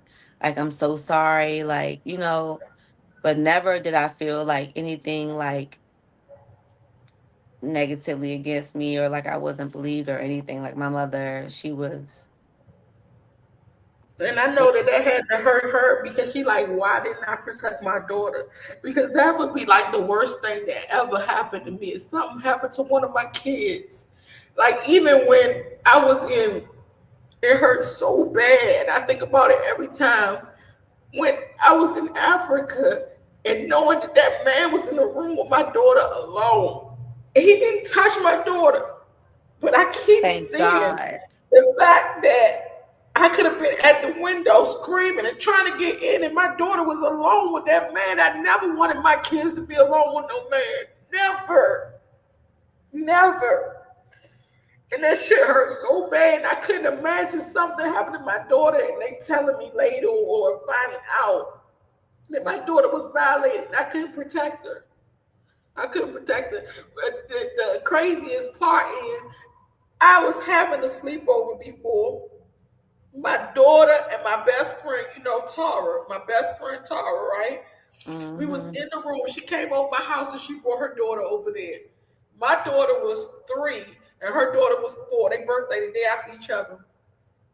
That little girl was a product of a prostitute and a pimp. All she knew was sex. All she seen was sex. In school, she seen that shit. When she was in the room with my daughter, she told my daughter to take her drawers off. And my daughter said, "What? Take my drawers off for what? Let me go tell my mother." So she came out there and said, she told me to take my drawers off. I looked at this bitch. I said, if you don't do something first, I'm going to do it. And she was like, what you want me to do? I said, you better whoop her motherfucking ass for everything she just said. I want her to eat that shit. When she just said, whoop her ass. She was like, I'm not about to whoop my daughter. I said, now you got to get the fuck out. I never spoke to that girl again. I told her, get the fuck out of my house. You'll Wow. never come back. Your daughter doing shit like that. I couldn't even protect my daughter, and I'm in the house with her. I'm in the Right. same house with her, and this shit. They sleeping in the room. They supposed to be playing with doll babies and going to bed. Why the fuck is y'all talking about taking off clothes and shit? I'm like, hell no. I'm And glad I'm your in the daughter came house and with her. told you. Yes, because I raised her like that. I raised her to tell me Mm-hmm. everything. I want to know what's going on, Mm-hmm. when it happened, what the person looking like. I want to know everything. So I put that in their head so much that she can't keep no secrets from me. She like, I gotta tell my mother everything. So she came straight and told me. But the fact that my daughter didn't know something like that could have happened, and I was right there. It's like you can't trust nothing and nobody. That Nobody. And it part. hurts the parents the most because the parents supposed to protect their children. And when you can't protect your child, that shit fucked up. Mm. Child, That shit listen, I fucked got up. childhood memories. I know what kids capable of. I remember playing house and humping certain friends and even my cousins and girls. So yeah, you got to be on top of that. Like we be sending these kids in the room to go play and get them out of our face, but we better Yes, check every 5 minutes and see what's going on because they be up to stuff. you can't trust nobody. You can't trust nobody. I really Gotta never tell them had to to keep deal that with door that open. when I was a kid where kids trying to touch me because I was the big what the fuck? Sit down. Like I was the mother figure of everybody, so nobody play with me like that. So I didn't have to worry about because I was big. You know how big I was, Okay. like type shit. So nobody fuck with me. But then we Okay. got the situation where you got these grown ass men that be like, "Girl, I can handle you," and you can't handle And be them. handling you too. Yes, like when I was 5 years old, I how my cousin grew me. It would be no way that I could fight this man off. This man was 6'4", and we call him Andre the Giant. He was 6'4", at least 250, big ass man, and walking the hall. And he just came out of St. Elizabeth Hospital. And the crazy part about it, what I hate so much, is that my mother and my grandmother did not protect me when I was growing up. They told me, you better be careful around Andre because his father molested my sister when she was little. So you gonna let this nigga live with me? Now I gotta defend myself from this grown ass man. He was in his 40s and I was 5. How the fuck am I gonna defend myself? How am I protect myself from this monster? And sure enough, just as if she said it was gonna happen. And then even when I came out and told my mother about that, I don't know what happened to her. Oh, you still there? Yeah, okay. I thought you had gone. Something going on with your screen. No, I apologize. I was checking my Oh, notifications. but then even with my mother telling my mom what happened to me at 5, my mother just went and told the whole family, and it was a gossip session. And I'm like, hold up, why the hell is y'all gossiping about this? What's funny about it? Why do y'all act like they say, oh, you shouldn't have been in his face? I was 5. Who face was I supposed to be in? I was looking for attention. That's what kids do at 5, 4 and 5 years old. Why are you making me That's what protect adults say when they myself? don't know what to do or what to What say. to say? Yeah. So they blaming it on Lewis, me like it was my fault. So I've always looked at it like calm down. if something should happen to me out in the street or with these people, it's my fault. So that's why I had never even came out and said it, because if I would have said it, like, you shouldn't have took your ass over there. That's your fault. That's how they would have did it. Like, and that's what my heart goes to, the little girls who don't have nobody to talk to about it, who gotta bottle that shit in.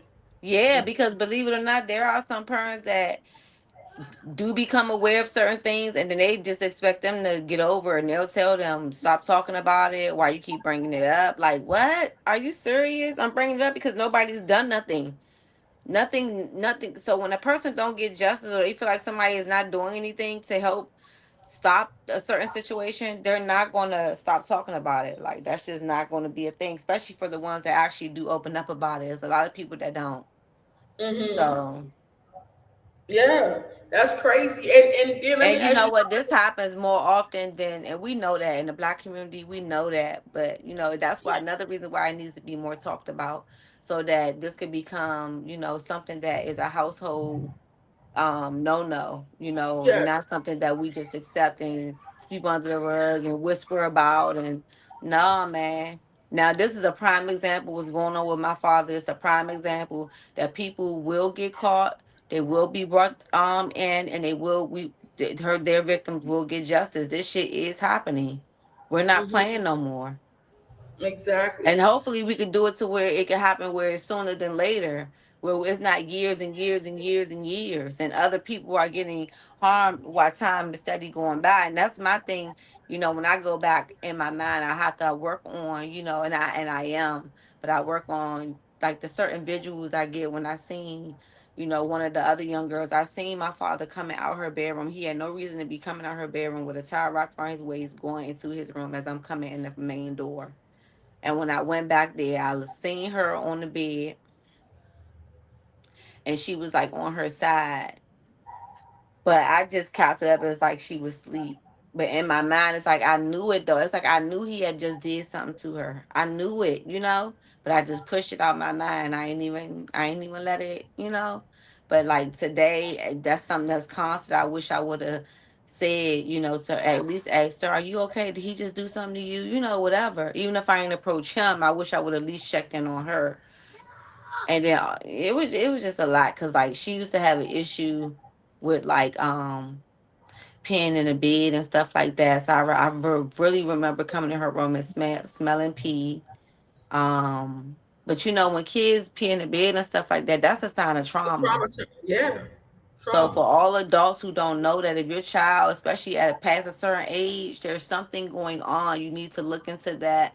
You need to get Hmm. them therapy. You need to find a way to get them to open up because something's not right. And I remember I used to pee in the bed up until I was like 8, 9 years old. And now when I talk about it, I tell myself that it's because we moved a lot when I was little. But now I'm wondering, well, dang, was something going on back then that I don't, you know what I'm saying? That I just pushed out my mind. Exactly.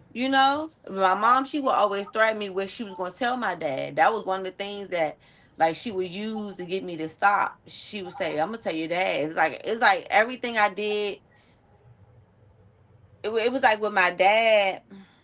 I wanted a squeaky clean impression. I never wanted my mother to tell him anything negative or bad or, that wasn't good of me. So she would always use that, what I'm saying, like that threat against me to get certain, what I'm saying, to try to get. But when it comes to peeing in the bed, that's not something somebody is aware that they're doing. So it's not like they can stop it just because you say this or that. Yeah. Want to It's beat your butt. Yeah.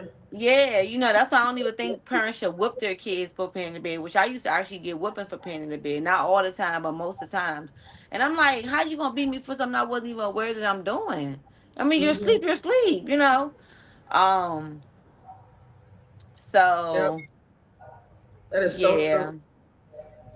That I is forgot so how we got true. to that, but I was just saying that to say And like, I hope that helps people, that kids who pee in the bed, to try to find out what's going on and not whoop them, because I was one of the persons be like, if you piss in my motherfucking bed, I'm gonna whoop your ass. Because I didn't know. A lot of us just don't know. We don't have a handbook on how to be a parent.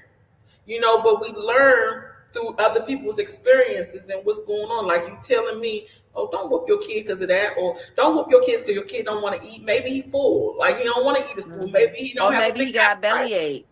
Yeah, Or but maybe we, that the belly don't ache and you just sick. Cause I know my son sometimes when he's about to get sick, he just will not have an appetite. So that's how I hmm know because that boy can eat. So when he ain't eating, I be like, oh, something ain't right. But yeah, that back to the helps. back to the I wanted beating to ask with you. peeing in the bed. Like my mom, she would. I think she thought like I think maybe in some parents' mind they think that you're just being lazy. Like you just act like You don't want to you go to the yeah, you bathroom. don't want to feel like you want to get up and go to the bathroom. But I know with the other victim I was just telling you about, she said that she did sometimes intentionally pee in the bed. She said she was scared to get up and go to the bathroom because every time she was up, he pounced on her. Oh, wow. Kind of like what you was just saying about like, dang, I just gave you something that wasn't enough. Like he's always having to have it. So whenever he saw, and then she said like her mom used to get on her for keeping her door locked and stuff like that. And it's like her mom didn't understand why she was locking the door. And it's not like she could say, "Mom, I'm trying to keep him out of my room." It was a lot of little stuff. I was just like, damn. So how long was this wife with him? Is she still with him? Heck no. She ended it probably when, so like I said, my brother is 23 and my sister is 19. 18 or 19. I can't remember which Oh, one, he but got I a want to say, another daughter. yeah, I got a sister. I didn't know that. I got a Wow, that's sister. new. So I want to So did say he she touch her left. too? So when both of them were 1 and 2, or 2 and 4, some of the two Okay. and four, it was over. So it's been over for Oh, years. But I feel like they probably still was creeping for a few years, still dealing with each other. But I don't think, it's been over for a while. wow, that Yeah, a is long crazy. time. And he never married that girl. And thank goodness. I know she probably felt the way when it ended, like, damn, this dude promised to marry me. He didn't, da, da, da, da. But she should be glad that that they didn't get married. But they were supposed to marry, but they never got Mhm. married. It When was never an when was they official and all supposed that. to get? When they were supposed to get married? Because I could have sworn I knew something about marriage. They ain't never had no proposal, engagement party, nothing like that that I could recall. But I wanna say when they were supposed to get married, let me think. I started staying with them back in 2004. That was when I was 19.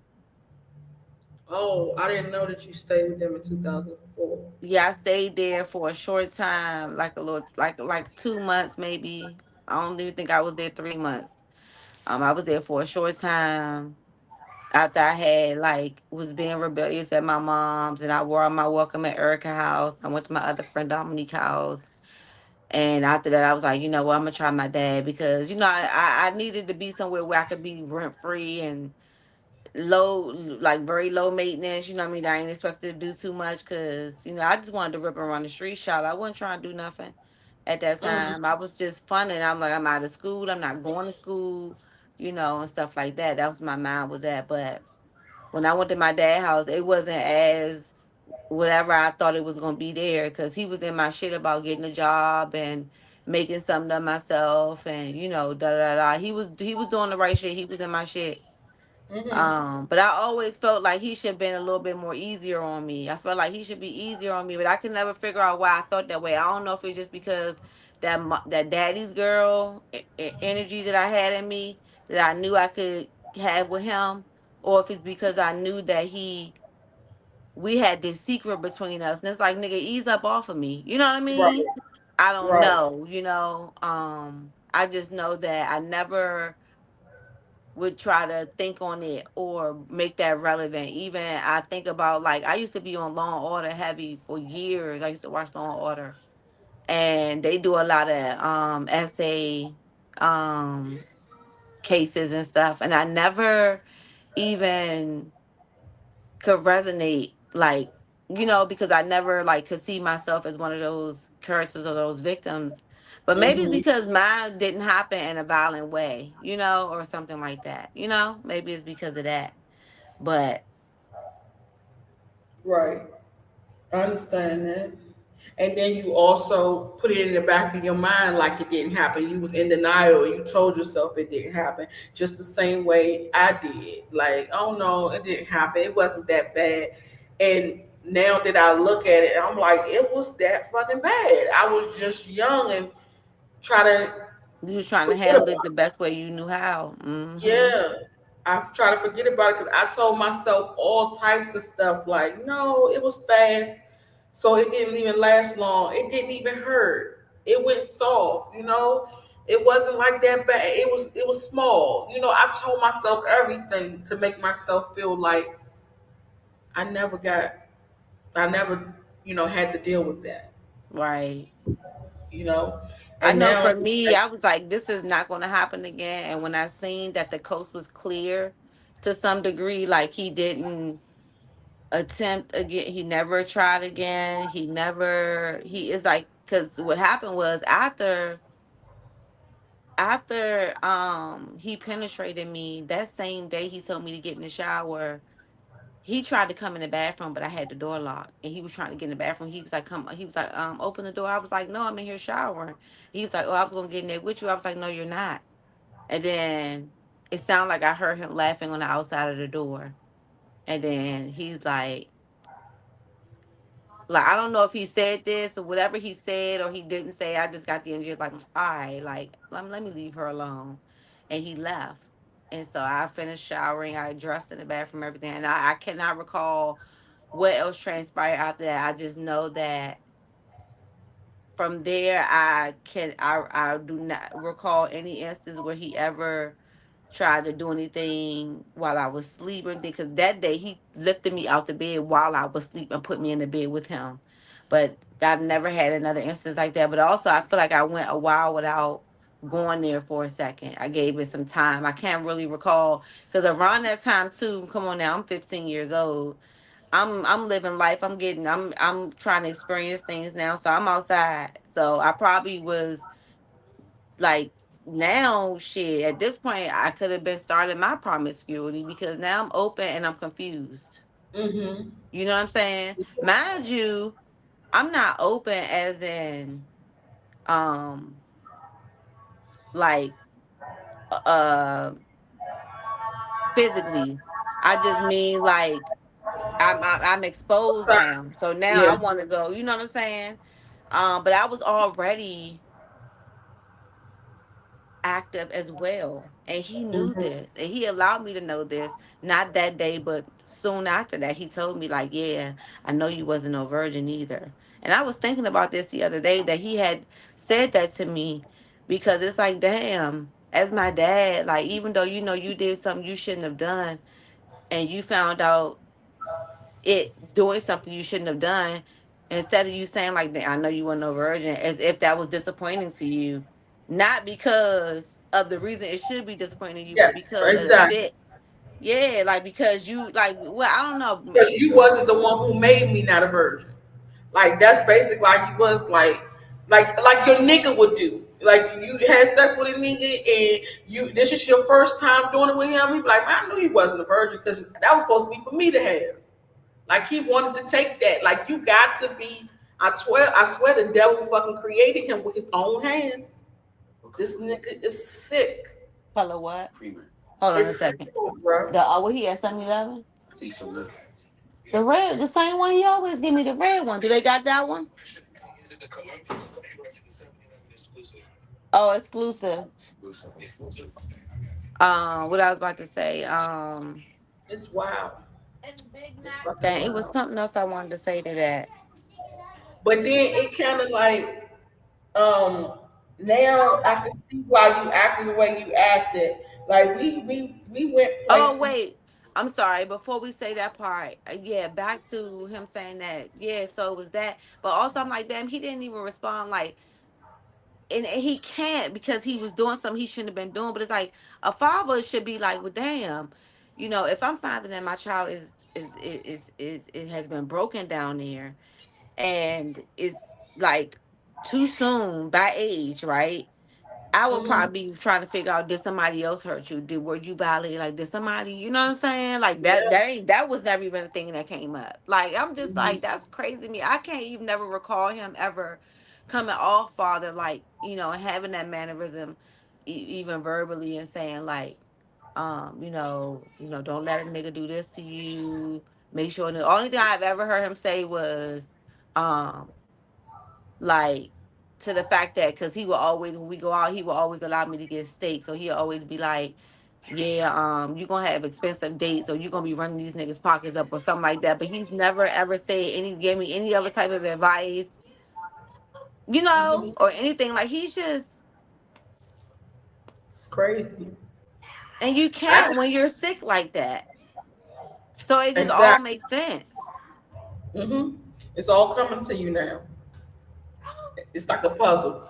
You put it all together now. Just like even, yesterday after talking to the detective, I said this is the reason why when he would take us to the club, he was staying outside with his man because they would watch other little girls going to the club too. That was his way of being out there so he could see out in the open. He didn't want to be in a club with us when he backstage with the backyard band or whoever. He wanted to be outside, standing in front of his car with his man, so he could sit and watch other That's little girls. crazy that you got that same memory, because that's what in my mind, and I've been thinking about that the last couple of days too. Like, I keep saying that, because I was very shocked that one day they were standing out there. We were standing out there too. I don't think we had gotten the club yet. I think we were waiting, but I remember, like, they were out there, they were drinking, they were smoking in the car, and I was standing on the side with the guy who had the J or whatever. And my father came out. He was like, "What you want? You want to hit that or something like that?" And I was like, "Nah." At this time, I was definitely not into like drugs, smoking, none of that. If anything, I might drink, but I was not into that. So when he had offered it, I was like to myself, like, "Pick that up and close my door, please." I was like to myself, like, "Is he testing me to see if I be doing this already?" You know what I'm saying? Or just trying to see, like, let me see what my daughter up to. Because I could tell that he was trying to, like, and it wasn't really a try effort because like, we all know he was this cool, down ass type of person. You know what I'm saying? So, but I just still felt like it was some trickery in that. But I felt like, too, like maybe he didn't mind. He wanted me to so that he could Take advantage of you. take advantage of me even then. You know what I'm saying? It Mm-hmm. hadn't happened at that time. It hadn't happened to me yet at that time. So I don't know what that was, but I was like to myself, like, wow, Mm-hmm. that he would Yeah. even, be cool with that or allow it. Like, So fucking crazy. and that's So crazy. crazy for me to even be having them thoughts as a child who the parent supposed to be thinking like how I'm thinking. You know what I'm saying? It's all gonna start opening up to you now. It's all gonna start coming now that you letting it out. Now that you going through your healing journey, everything is gonna start becoming what it's like that Eve when Eve found out that she was naked. Like your eyes are open now, and now you starting to think like, hold up, you putting that shit together. It was so crazy that you even told me this part about him coming over my house, and I'm like, damn, I don't even remember that. Yeah, I Like, look remember how that. you You told me, suppressed you was those, like, girl, he is crazy. all You those told me he things. made some guy leave. And I And I don't know don't if even it know was, how old I was at that time. Cause like, you why was was like I old? 16. You was like 16. I remember, I think you had a house. That was when you had the house. I can't remember if you was at the apartment first. Then you have an apartment before you moved in your house. I was 15 when I had moved into the apartment. And Yeah, that I was feel like I Monaco don't Street. know if you had your son yet. Yeah, I had my son when I moved into the apartment. So yeah, I don't know why. I feel like you hadn't had him yet though, because I don't remember you mentioning like and the baby this or that. So it was Yeah, before I you had your did. baby. I had my baby at 15. Yeah, so I moved into the apartment at 15 and Hold I on, got my first how old were house you at when you got married? 16. Because I feel like it was right before then. It was like right before then. Hmm. Wow. Yeah. So I moved into that house on 17th Street when I was 16. That was my first house. Yep. Because So did you he know probably where you lived at when you were staying in the apartments? maybe so. But I can't remember that. That's crazy. But when you said it, I was like, hold up, that do sound a little familiar. Yeah, But you told me, you was like, I girl, want your father is crazy. You was like, but you was chuckling a little bit, like you had like a little laugh with it. But I still knew that like you wasn't playing, you know what I'm saying? But you was just like, girl, he crazy. You was like, girl, he made my friend leave, and he was pushing himself on me. I was telling him no, stop, get the fuck out. And I asked him how he get in here, and he was like, he just walked in. I guess you ain't lock your door or something. And yeah, he proceeded to have his and way. it's crazy because he probably came and brought you over my house before, and that's how he knew where I lived. And so he came back. That's wild. That's wild. The nigga is really Yeah, I sick. think that's why you called me. I think he picked me up. He might have picked me up from your house and took me home or something. And then he came back, like you said. You was like, girl, he crazy. You was like, he walked in here. He made my friend leave. I remember you say it was a guy over there. He made him leave, or the dude left when he walked in, or something like that. Wow. Wow. I didn't even remember. Now it's starting to come. I bet you I'll know every fucking detail by next week. That's the crazy thing about my mind. Like I can remember shit from long term. Especially when it was a long time ago and somebody just give you one little inkling of it. That's when you Yes. know it's going to open up. Yep, that's all you need. And people always say, "Well, you ain't say that before." Sometimes you forget. You just need a little inkling, and then you'll start thinking like, "Yeah, you know what? That shit there," and then you can tell the whole scene. That's all people give me is a little piece, and I be like, "Oh, you know what? I fucking remember that." Yeah. Now, then this shit starts I coming to meant to you. ask you for the link to this so I could have posted it on my other socials. Oh, I didn't know the link into the last minute because I was going on YouTube and YouTube wasn't working right. For some For reason, real. it was, it kept coming up some monkey with a wrench in his hand. And I was like, what the hell is this? So I said, I'm just using StreamYard. And so then I jumped on StreamYard Hey, and they said, I stop. can only send to you through Facebook Messenger. I was like, damn, I only have Facebook on here. So I worked it out. Like, so we good. But we might have to have another discussion soon. Like, um, Yes, also we said, have to. somebody also said that we need some type of sister support where everybody could come to court with us, um, to celebrate the victory as well when he gets sentenced. May So the everybody 7th. May the makes 7th. He's uh getting huh. sentenced. Yes. And I feel so like it's that's a going to good be a thing. packed courtroom, especially now that the word is traveling and it'll keep on traveling. Girl, he took his whole page down. He is Hmm. humiliated. He is not going to be comfortable up in there. And I think that with all the other victims that are coming forward, they may try to go ahead and process and proceed with y'all before sentencing, so that could be tacked on. But even still, they'll get y'all right after that. Psh, it's on and popping because So this court y'all went to happened last week or this week, Monday, right? last week, correct? Okay, last week. It's more people came out since last week. Correct. Oh my God! Because last week when y'all went, it was 5 girls. And now there's 5 more, including you. There's 5 more. Yeah, it's Hell, terrible. It's terrible. I think right now only 3, including you, have reached out to the detective. I don't know what the other 2 are gonna do. But yep, yep. And there's more. And there's more. One woman just came out today and told that she was not young. She said she was not a child, but he had drugged her and took advantage of her. She said he did some what was her exact word? I want to say she said he did some disgusting things to her or something like that. oh wow, this is crazy. This is gonna get real crazy. Yeah. It's a lot, girl. I don't know if you've heard I don't know what's her name got to tell you yesterday about another guy. He took advantage in a club. He took advantage of some girl.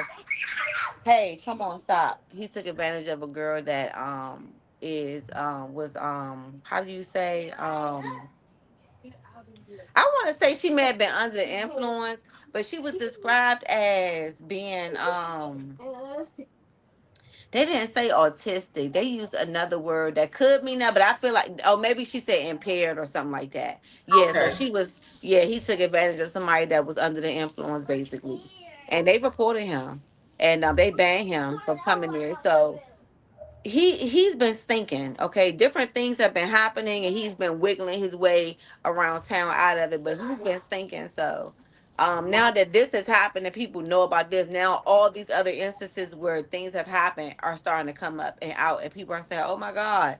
So he really did do X, Y, Z because this girl accused him of this, and he said, that didn't happen and blah blah blah. But now we know it did. Oh my God. Lulu, stop for a second. Sit down for a second, okay? That's Hold on for freak. 1 second. Okay. You said you would like to research for yourself. The guy, let me see. His name is Cleophas Canton. And I have a video on my page about it too.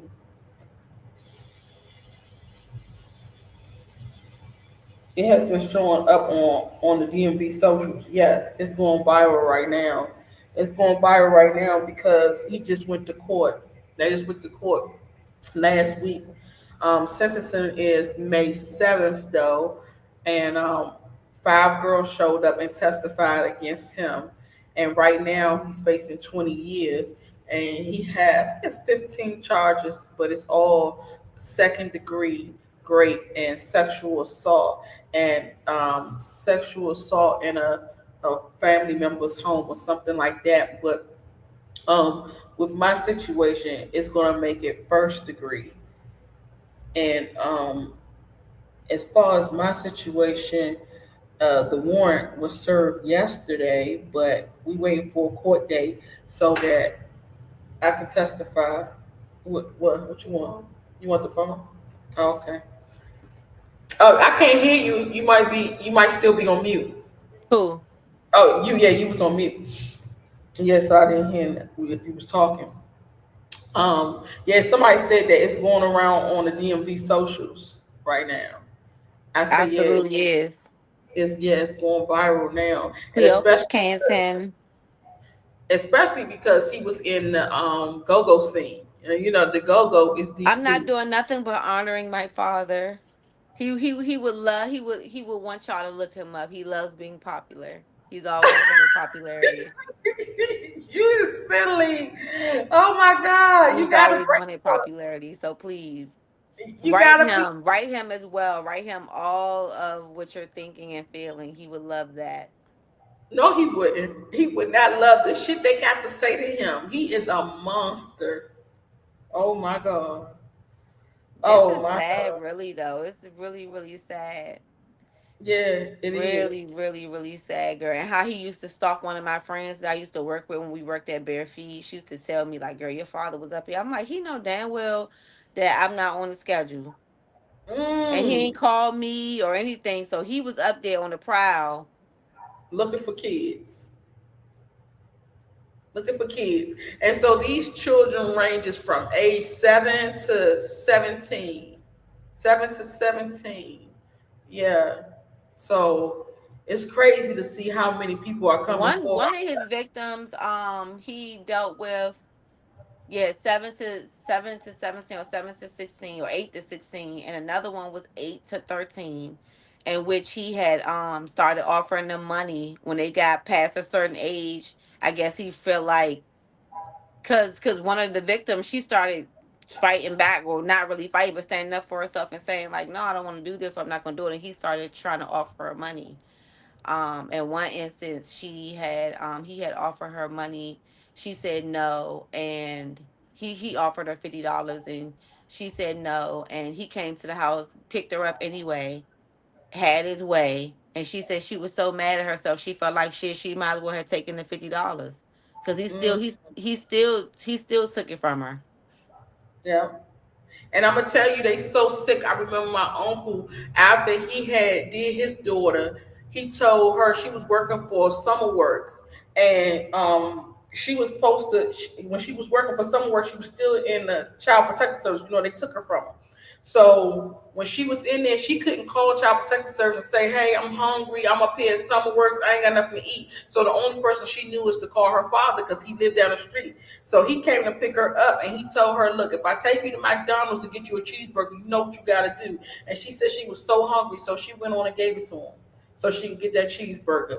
But that's how they do. They'll hold that against you. They'll hold it over your head. You a kid, they know that you like candy, you like snacks, you like toys or whatever they can get you so they can get their way with you. You know, it's so sickening. This me saying this shit sounds so fucked up. Like, what the fuck am I talking about right now? Like, this shit is crazy. But that's exactly what he did. And I remember when your father told me, he said, all the stuff I do for you, taking you out to the club and taking you to the store and taking you 7-Eleven to buy you shit, you gonna tell me no? Like, I'm supposed to say, all right, so I'm gonna do this in exchange for some cookies? Like, what? Or exchange for the black hole. The crazy part about it is, even though I wanted to be grown and I wanted to go to the club and party with you, to be honest with you, I just wanted to be around you. That's all. Right. I just wanted to We hang ain't care with what we did. Yeah. you. We could We just go wanted talk. to be in a live atmosphere and Yes, just be around each other. right. I didn't care about We no would not damn have been over. upset I if he was like, couldn't, when we couldn't go to the club. We would not have been upset. He put that on us. He told us, "Hey, y'all want to go?" He tried to make it seem like it was the it thing to do. yeah. You know, like y'all want to go. I know y'all want to go to the go go. You know, like we weren't really stunning it for real. And all we did to go anyway is laugh And at that's what I'm everybody. 'Cause saying it was about, silly. the energy we were in. Like I could have been pressed to try to get into drugs, try to smoke that weed. We could have been pressed to be able, we didn't these things were introducing around us. Thank God I wasn't a gopher and I wasn't like, yeah, because that wasn't my thing. Even to this day, like I dibble and I dabble, but that's not constantly something that I could be a part of. You know what I'm saying? Like hmm that's just not me. So hmm I'm just And like, that damn, was like what? never me. I did not care about no damn drugs. The whole time I'd be sitting there like, why y'all smoking that stuff? Like, for what? What is that about? I was never that type of person who wanted to use drugs. So you can't hold that one over my head. Hell no, it wouldn't work for me. That I, part. I don't like it at all. I don't like it. Mhm. But I was saying to you, I said now it kind of lets me know why you acted the way you acted when it came to boys, because I remember us trying to go over boys' houses and we'll be in a room full of guys and they smoking and they drinking and we partying. We just want to hang out and somebody might try to touch you. I remember going to a hotel and we went with the dude named Happy and it was like six niggas in there with us. Oh my And one God, happy. Yep, And one of the guys tried to touch you. And he was like, you so cute. And he touched you and you smacked him in his face. And he said, this bitch just smacked me. And he pulled your pants off, your stockings and your skirt, and he threw your stockings up on a tree. And we ain't have no clothes for you to go home with. And I was like, Nina, why did you do that? Why did you hit this thing? You said, because I didn't want him touching me. And I was like, damn, is it that serious? Like you was fucked up, but you didn't know why you was fucked up like that. Like you literally smacked that man in his face. Like, don't touch me. But I was like, also, no, he was doing a little bit too much. He was like, I don't like when dudes go to you give him an inch and they take him out. Like I feel like he was violating me. Like he wasn't just like trying to put a move on me. He was already like acting as if I said, yeah, he can move forward. He was like putting his hand deep into my butt crack, trying to finger me. Like he oh, was doing the most in the dark. The lights was off, remember? And I remember because when I had smacked him, I remember like I think he was trying to act like he was gonna hit me, and I think I even did I throw the lamp or hit him with the lamp or something? I I think you mean, hit him with everything went something. berserk after that. Yes, and everybody kirked out. I thought we was going to be unalived They in there. left us, didn't they? Yeah, they abandoned us. They left us right there. We have no way home. We was in Camp Springs. I don't even know how far that is from Southwest. Yes, I We had, know. We was, we had oh to my hitchhike. God, we was so far. We had to hitchhike and everything. And I kept saying, Nene, it's your fault. Why did you do this? You was like, I don't want Yes, you nobody kept blaming touching me. me. Yes. Girl, I yes, was no, like, I was triggered. Yeah, no, I didn't. I'm not about to. It gets to a point where as a female, men just they always just trying to make you do what they want you to do. And if I do that for every dude that want me to do it, I'm not about to be that. Like, ew, no, get off of me. Like I said, no. Like, and also I gotta move at my pace. I'm not moving no faster than I want to. mm-hmm.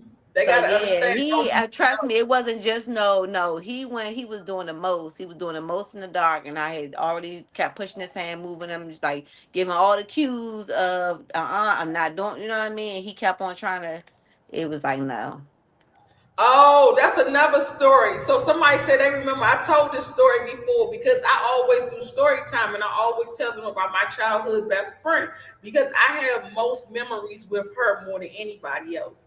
And so we had this time when we was in a car with these guys and we was going for the weekend with them. I don't know what the fuck we was doing because we packed like we was going on a holiday vacation. Oh my And, God. and we wasn't even supposed to be going. We probably was supposed to just spend the night, but we packed like we was going for the whole week. And we put our We stuff in ain't the know how back to of the pack. trunk.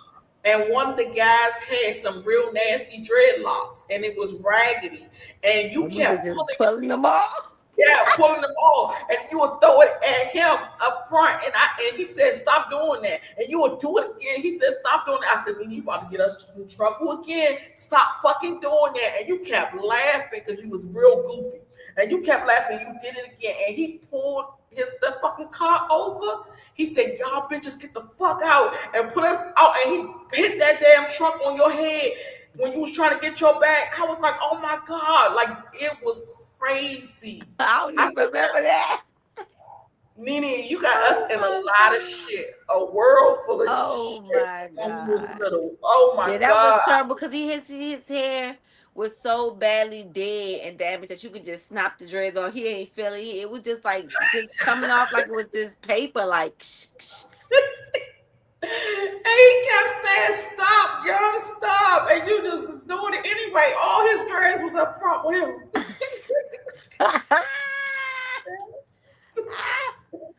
Oh Oh my my God, gosh. that was so crazy. Girl, those was the days back in the day, girl. We was just The trying to be internet remember hot in school. everything. Mm, mm, mm. Yes, it was a whole bunch of stuff happening, but I still haven't seen you.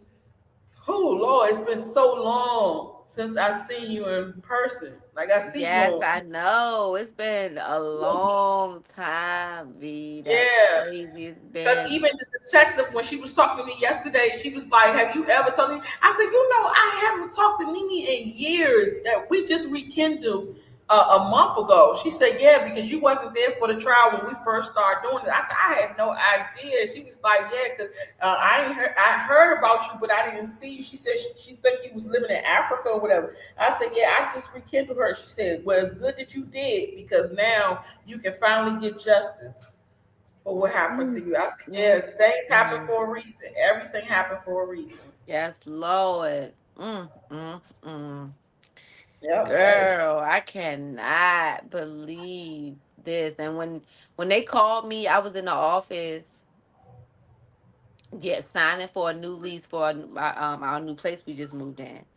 And I was like, I see you, God, because I see how He is giving me all these new beginnings, even with the closing of this chapter with my dad. And it's a new beginning for like how I'm gonna move forward with a broken heart. You know what I'm saying? How I'm gonna move forward, like knowing that like He didn't forget about me. You know what I'm saying? He has not forgotten us. He will never leave us nor forsake us. And this is a good piece of like omen. It's a good, sign of hope, and it's a good sign that God is on our side and that vengeance is His, because we didn't do anything to try to get Him fucked up, to get Him attacked. We didn't get upset with anybody who didn't move on our behalf when we did tell. Like I know in my case, even I got like, at least one family member that I feel like, I felt like should have, what I'm saying? Yeah, but like I always feel like I don't want to involve people in my mess, which is another reason why how I can be quiet about things for so long, because like even like when I go back to my school days and different things I might have gotten into, that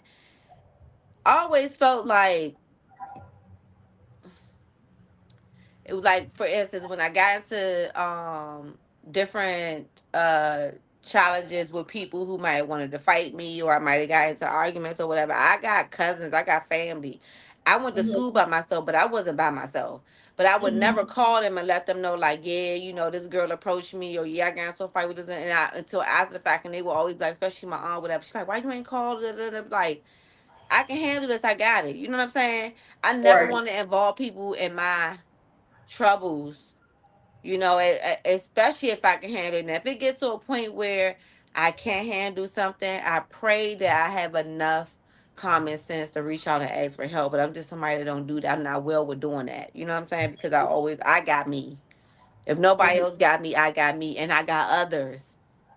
I'm more of a protector.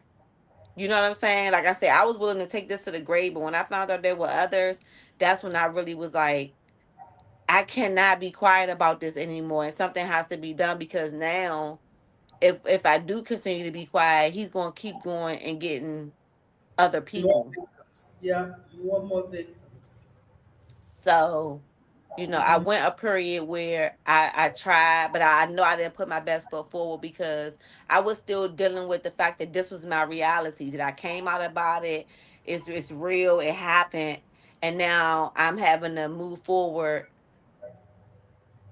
dealing with the fact that I'm fatherless now at this point too. Mm-hmm. I was living with that before I came out. I still had a dad who wasn't really my dad though. You see what I'm saying? Because he Mm-hmm. didn't do anything to hold that position in my life. He just had the title. Right. Come to find out, even whatever I want to give him credit for, it really is really on the back of the women he were with. Mm-hmm. You know what I'm saying? Because he was a womanizer. He used them to make himself look like something, to look good, to buy his clothes, shoes, cars. You know what I'm saying? Exactly. They financed him, and he Mm-hmm. financed himself. Because whenever he got money, I'm sure he not giving me the reciprocal type. He ain't coming home with his money and putting it where it need to go and giving it back to people who already looked out for him. No, selfish ass nigga did. Anytime you Mm. come in and trying to sell your daughter clothes that you got from New York, you trying to come back and sell me. You ain't got me nothing for me that you just want to give me. Oh Everything is wow. a sale. Wow. So, Wow. I saw that. I've been opened up my eyes to a lot of things when it came to him. But this sex demon he got on him, that's after children and that manipulate folk. It's just I am cringing. I am can't believe this. Like it's so many stories. And it's like I am just like, wow. Like and I hurt for everyone, and I almost feel like I owe them the apology that they may never get from my father. You know what I'm saying? Girl, you Right. gotta see him sitting up in there. Where is the fucking remorse? You really Uh-huh. want people to believe that all these people are lying on you? Mm-hmm.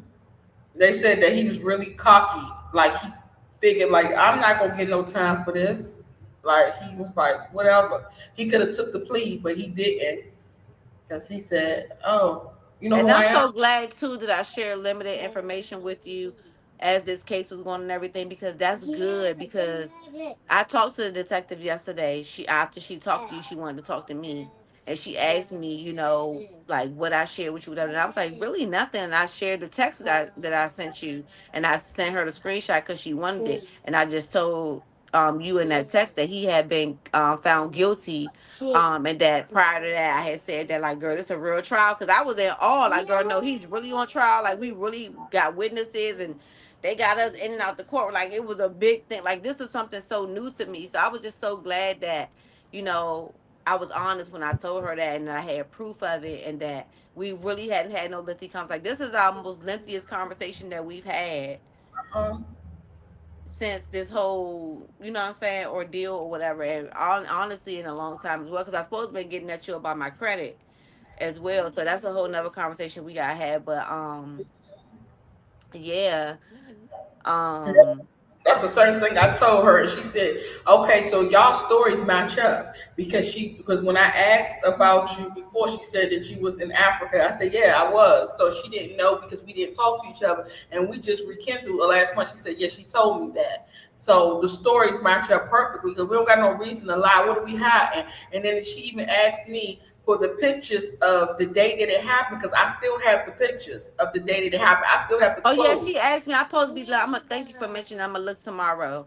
She told me Mhm. look up some pictures from when we went to the club, and Yeah, she because I said, said you keep every picture. I said so I'm Nene gonna love. try to see. Uh-huh. So I was like, you should ask her for the pictures. But I asked my daughter to go in the garage yesterday and look for the pictures of that day because I think we have pictures of both times, if I'm not mistaken. I I was know the like, first man, that day girl got a good ass we have pictures memory. of the first day. I know for a fact because I got it in my brown photo album.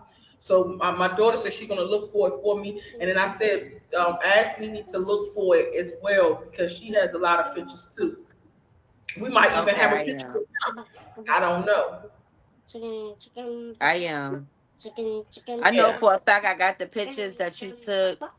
I believe it wasn't far from that age. I know because they want to see which they want a picture to show the court, the jury, give Right. you an image of how you look back then. But I remember some pictures you sent me from when you went to some type of dance, some type of school dance, and you had on like this long, either dark green or like a black dress. That I was can't remember. ninth grade. So that That was was ninth grade. yeah, that was the So same that was age. before.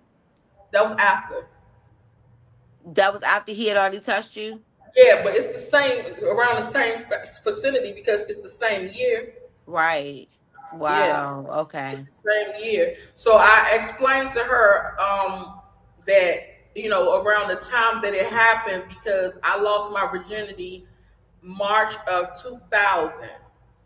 So it happened right after I lost my virginity. So it will be between March of 2000 and September of 2000. And we graduate in school in May. So I had to take that picture in May. Yeah, so I told her, you got a lot of pictures. And I try to go on Facebook and see if I ever had pictures where I tagged you in it, but Facebook don't have the tag feature anymore. So I don't know what that's at. What? Yes, they do. They're not on mine. I don't know if it's because I got a business thing or what, but I don't have the tag feature where I tagged you in pictures because I remember tagging you in pictures and your mother Okay, was I'm gonna look. I'm gonna look. I could go back to our friendship and see if we got tag photos unless it's my together. old Facebook page that I had a long time ago, maybe. I don't know. But I don't see it in these ones.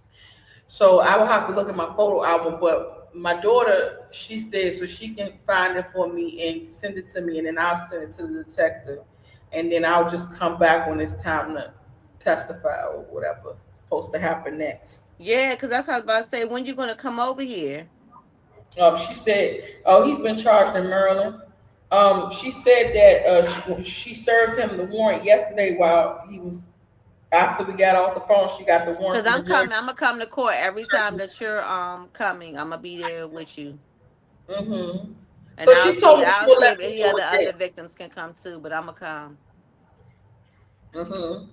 So she gonna let me know what date so that I can come and get this And do you past me. think you'll be able to make it May 7th for the sentencing? Oh yeah, I definitely want to see that. I definitely want to come for that. Yeah, so I'll make it happen. I wish I would have known because I sure would have been there to support you. I'm so sorry to all this shit. I This already shit is know. crazy. This shit is Everything crazy. to me, everything happened so fast. It's like I know the ball was rolling. I remember talking to the detective almost a year ago now. I remember all this. I honestly was coming thinking that I am like serving as a witness for one of the other victims, the original victim. I'm thinking I'm coming to serve as a witness for her. And then they, even though I'm telling them that I'm also a victim, I'm telling them that, but I didn't know that they was gonna I didn't know that I was gonna get wrapped up in the fold and I was gonna get justice for this too. Like when I tell you I am still like absorbing everything, that's why I text you the way I did. And I was like, girl, it's a real trial because again, like even though I'm hearing all this and I'm hearing the words and I'm hearing the verbiage and the context used and I'm hearing these things, but it wasn't until I started walking the beat and I started playing it out that I'm like, oh shit, this a for real type situation. Like this shit going down. That I'm saying the other victims that they're so traumatized and their reaction is way different than mine. Like I have a lot of emotional balance. I don't know how I got this emotional balance because I'm one of them people that Mhm. I look calm, but I be freaking out on the inside. And then when I get to myself, I actually freak out. I'll have my own sobbing moment, my own moment to cry and shout and whatever. But like around people, I'm very stoic. I'm very poised. I'm You very always been calm. like that. My emotion comes from other people's emotions though. Like if I see other people crying, I'm definitely going to be the one to cry and stuff like that. So like I be so busy feeling everybody else that I don't know how I feel in the moment because I am an Hmm. empath. So I'm feeling everybody else's emotions. But yeah, everything just seemed like it just took me by, and I mean that too because I just started a new position at work and I had to tell my supervisor, I'm like, I've been subpoenaed at court. Hmm. And at Yeah. first it was just a day. The next it was 2 days. Next it was a whole week. And I'm like, I'm subpoenaed, like, ain't shit I could do. And I was glad too, because God knows, see, God know everything. I needed that downtime off of work for real, I really did. But every day that I went to court, it was almost like I was going to work because we was there for hours and hours. It was almost like a full work day we did. So it was like even though I was off of work, it still wasn't no playtime, no downtime. Hmm. I was somewhere trying to keep my nerves in order and trying to keep myself together and trying to remain strong, but not too strong. I still wanted to be vulnerable, not because I was advised to be, even though that was the advice, because it's like, even though you've been through so much and you don't want to come here broken or feel broken or look broken, it is absolutely okay to be that way, because this is your journey, your story. You went through this and you're uncovering so much Mm-hmm. that you know what I'm saying, tried to bury. And Yeah. so, also, obviously, some of your trans parent emotion helps with the jury as well. So they do want you to like go there, you know what I'm saying? But one of the victims, she, was more stronger. Um and she, I feel, one of the people was basically trying to tell her that she didn't show enough emotion per se, but she showed enough. I mean, he got guilty on all counts. Um Mm-hmm. I don't know how I feel about that part of it, as far as, what people might think about being emotional and not being emotional, and how the jury perceives that, because um the truth is the truth Right. regardless. So, That's true. And sometimes that, I mean, you don't break down. You don't break down until it's time for you to break down. Like me, I never cried about it. I never worried about it. I kept moving on. I didn't cry until this happened. Until yesterday, day before yesterday, I broke down sobbing. I'm like, that's the little girl that's inside of me that never cried. wow. You may never, Yes. you may not do it until something happens I'm tragic, telling you. maybe something in the jail, because you know what they do to pedophiles in jail. Like something happened, you find out, and you might be like, okay, now that's when it's time for you. Yeah. Everybody heals differently at different You're paces. right. The victim I was just talking about, who I said was more of the stronger ones, she actually, we all broke down at sentencing. When we heard all them guilties, oh man, it broke. But when I seen her broke, it really hit me, because he quote unquote taught her a lot. This is what she says. He taught her how to do uh all these different sexual things. You know what I'm saying?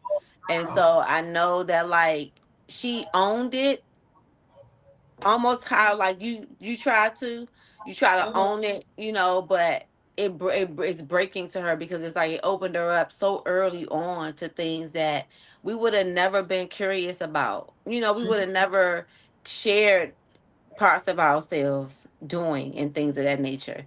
Um I don't know. Like Yeah. I said, it did something to me to see it, because then I saw the little girl in her. I finally saw it. I saw the little girl in her. I saw how she realized this was wrong and it shouldn't have been done to me. You know. Mhm. Um, and then I think sometimes you feel guilty too, because you may like it. In some instances, there are victims who actually, they like it, or they get off on it or whatever, but that still don't mean it's right, and that's okay. We all have feelings. We have natural feelings, arousal feelings, okay? So, but Yeah, yeah. that's the same thing my little cousin mother said, that she liked it. She actually called her father back and told him, at times where she wanted to see him because she wanted it done again. Sometimes they get like that. Oh God, Yeah. that's crazy as Yeah. hell. And that's why I just thank God for covering me, because the devil definitely kept on trying. And I can't imagine, if I didn't take that stand that day and tell myself that I was never going to let that happen again, how many more times it would have happened. Because it seemed like that, from all the other stories I'm hearing, he would have wanted it to be a natural, normal thing. Like, and I can't even imagine that. Like, wow. Like, I can't even imagine. Like, that's crazy to me. Mhm. I can't even imagine, honestly. He wanted it to be a reoccurrence. Mm-mm. And I'm so, so sorry that, you went through that, and that you went through it alone, but you're not alone no more. You're not alone no more. You got a whole sisterhood. And I can't wait to connect the dots on that for you. And not just for the healing side of that, but because of everything I know that you hold that you could give to these girls, because you are so well rounded and got so many different businesses, and you just are a library. You're a library. So I can't wait to like have you, introduce you to them and stuff, and for all of us to come together um at a time such as this. And I'm happy because I just feel like God has just been clearing my path back to what I was saying about all the new beginnings I've been experiencing, including with this situation. I'm just like, dang, because this just came out of nowhere. Like, and I just feel like, I don't, I don't have like, I used to have a circle of friends years ago. I don't have that any longer. So now Mm-hmm. with me having, you know, these women who we all have something in common, and we could take our um how I want to say it, beauty and brokenness. Pain. Take Yes, your go pain. from pain to purpose. Exactly. Yep. Turn it into So purpose. I'm ready. I'm ready for wherever God. Like I said, we gotta have more conversations like this. We need to go more live about stuff like this. We need to do more Q&As for stuff like this. Wait, And talk. we need to Stop go ahead talking. and be the voice for the people, because there are still some people who gonna watch this and who gonna know that they too are part of this Me Too movement, and they're still not going to open their mouth. They're still going to carry it to their grave for Yep. whatever reason, whether it's shame, embarrassment, guilt.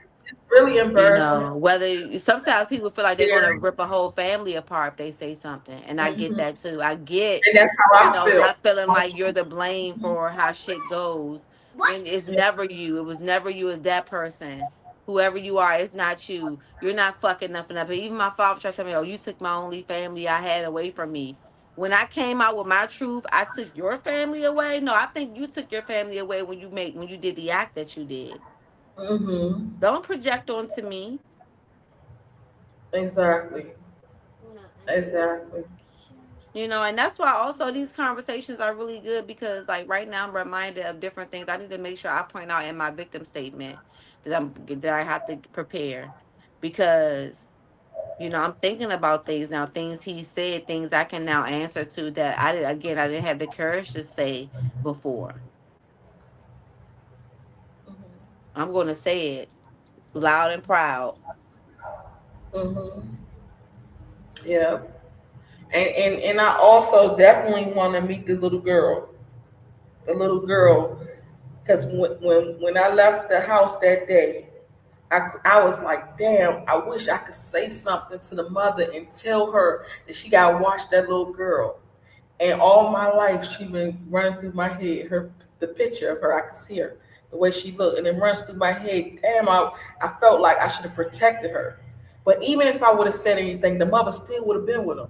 It still wouldn't have done anything. It would have just made him mad. Be like, oh, fuck you, Steve, that's your careful you falling. can't come over here no more. He might have did something to hurt me because I told.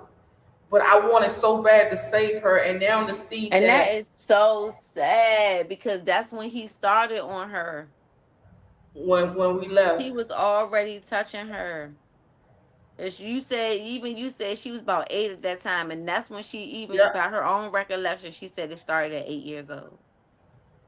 yep, that's And the I was when we so talked. dumbfounded when she told me that, because I was like, 8? Like, Yep, I thought too that he always. might have wanted them a little bit more filling out or whatever as well. I thought in my mind, Mhm. 8, I did too. 9, 10, 11, 12. What? Yeah, and I just was thinking like maybe he won't do that to her. 'Cause she a little kid. She's still playing with Barbie dolls. But when she get a little older, we gonna have a problem. That's what I was thinking. Mom, I wonder how old the little girl is now because she probably touching her now. He Didn't know it traumatized was that ever. little girl. She probably wasn't even peeing in the bed before she met him. And then all of a sudden, when I tell you, she always was, her room smelled like pee, her bed. That's why I never, whenever I would go over there, because at first, I remember I would share her bed with her. no problem. But then after that, I started feeling like I don't want to get in this bed because it just smelled like pee more often. And come to Mm. find out it's because he was touching her and doing stuff to her. And then it's a lot. It's a lot that I feel like I can't say on this live until at least you have your case with him. Because I just don't want to jeopardize anything. But girl, it's so much as far as these stories go about the things that transpired and everything that I'm just like, Wow. Wow. it's That's sickening. crazy. Oh shit, my phone about to die. Can you hear me? But I'll meet the little girl. We definitely will meet. All of us. Charger. Yeah. All of us will see each other. Cool. No, Sooner than it's later. real low. My phone is on 1%. Oh, your phone on 1%? Oh shit, it's about to go. I knew it. I said it's about to go. Oh my gosh, y'all. My phone right here on 2%. It's on 2% on this phone, but luckily, because y'all know how every time I'm on live, my live always,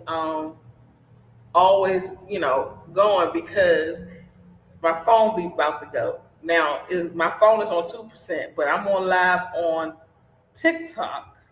So TikTok, I told y'all to come over here to YouTube, to K and K Squad on YouTube, so y'all won't be over here.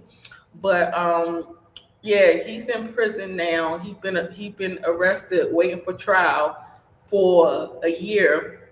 Trial was just last week, and last week they wanted him to take a plea. The plea was for 15 years, I believe. The plea was for 15 years, but he's so cocky and he just knew that people had his back, and he was like, no, I'm not taking no plea. Like, he thought he was gonna get off on it. He thought that the little witnesses and their little statements was not gonna stand up in trial. And the jury went and deliberated for about 35 minutes, and they found him guilty on all charges, 15 charges. Majority of the charges was second degree rape, sexual assault, and assault in a family home. And they end up, so he's facing, yeah, arrogant as hell. He's facing 20 years, but 20 years is not enough time. Like 20 years for five girls, because five girls was on the stand and the trial with this. So for five girls, 20 years. I heard of people getting found guilty of this and serving life and getting 50 years. He's only getting 20, and they saying like, y'all need to start coming forward because this is not enough. So when I talked to the detective yesterday, she said um, my YouTube is K and K Squad, K and K Squad. Um, so the detective told me with just my statement alone, because my story is different from the other girls, because the other girls actually just gave in to him. I'm the only person who actually physically fought him. So we fought like we was niggas in the street fighting. And he was taking it. He was like, just like, you won't give it to me. He just ripping me off, my clothes off, ripping his clothes off. Like, we gonna fight. It was so bad that he was sweating because we was fighting so much. And I was like, no, but I realized that at some point it's gonna get real physical. Like, he's gonna go and he's gonna get his hammer and he gonna, unalive me, because I'm literally fighting this man. So I just was like, you know what, let me go ahead and give in. So when it comes to fighting and it comes to threats and it comes to violent abuse, like bloody and hitting and all that, it becomes first degree. So now for my charge is first degree rape. And it happened 4 times. And two of the times was physical, like fighting. The other 2 times was not. However, now that she mentioned it to me that it happened before another time, then that means it happened 5 times. But in my mind, I had put it back so far. When I tell y'all in denial, I put it so far back in my mind that I didn't even realize that it happened like that. Like I was just like, no, it didn't happen.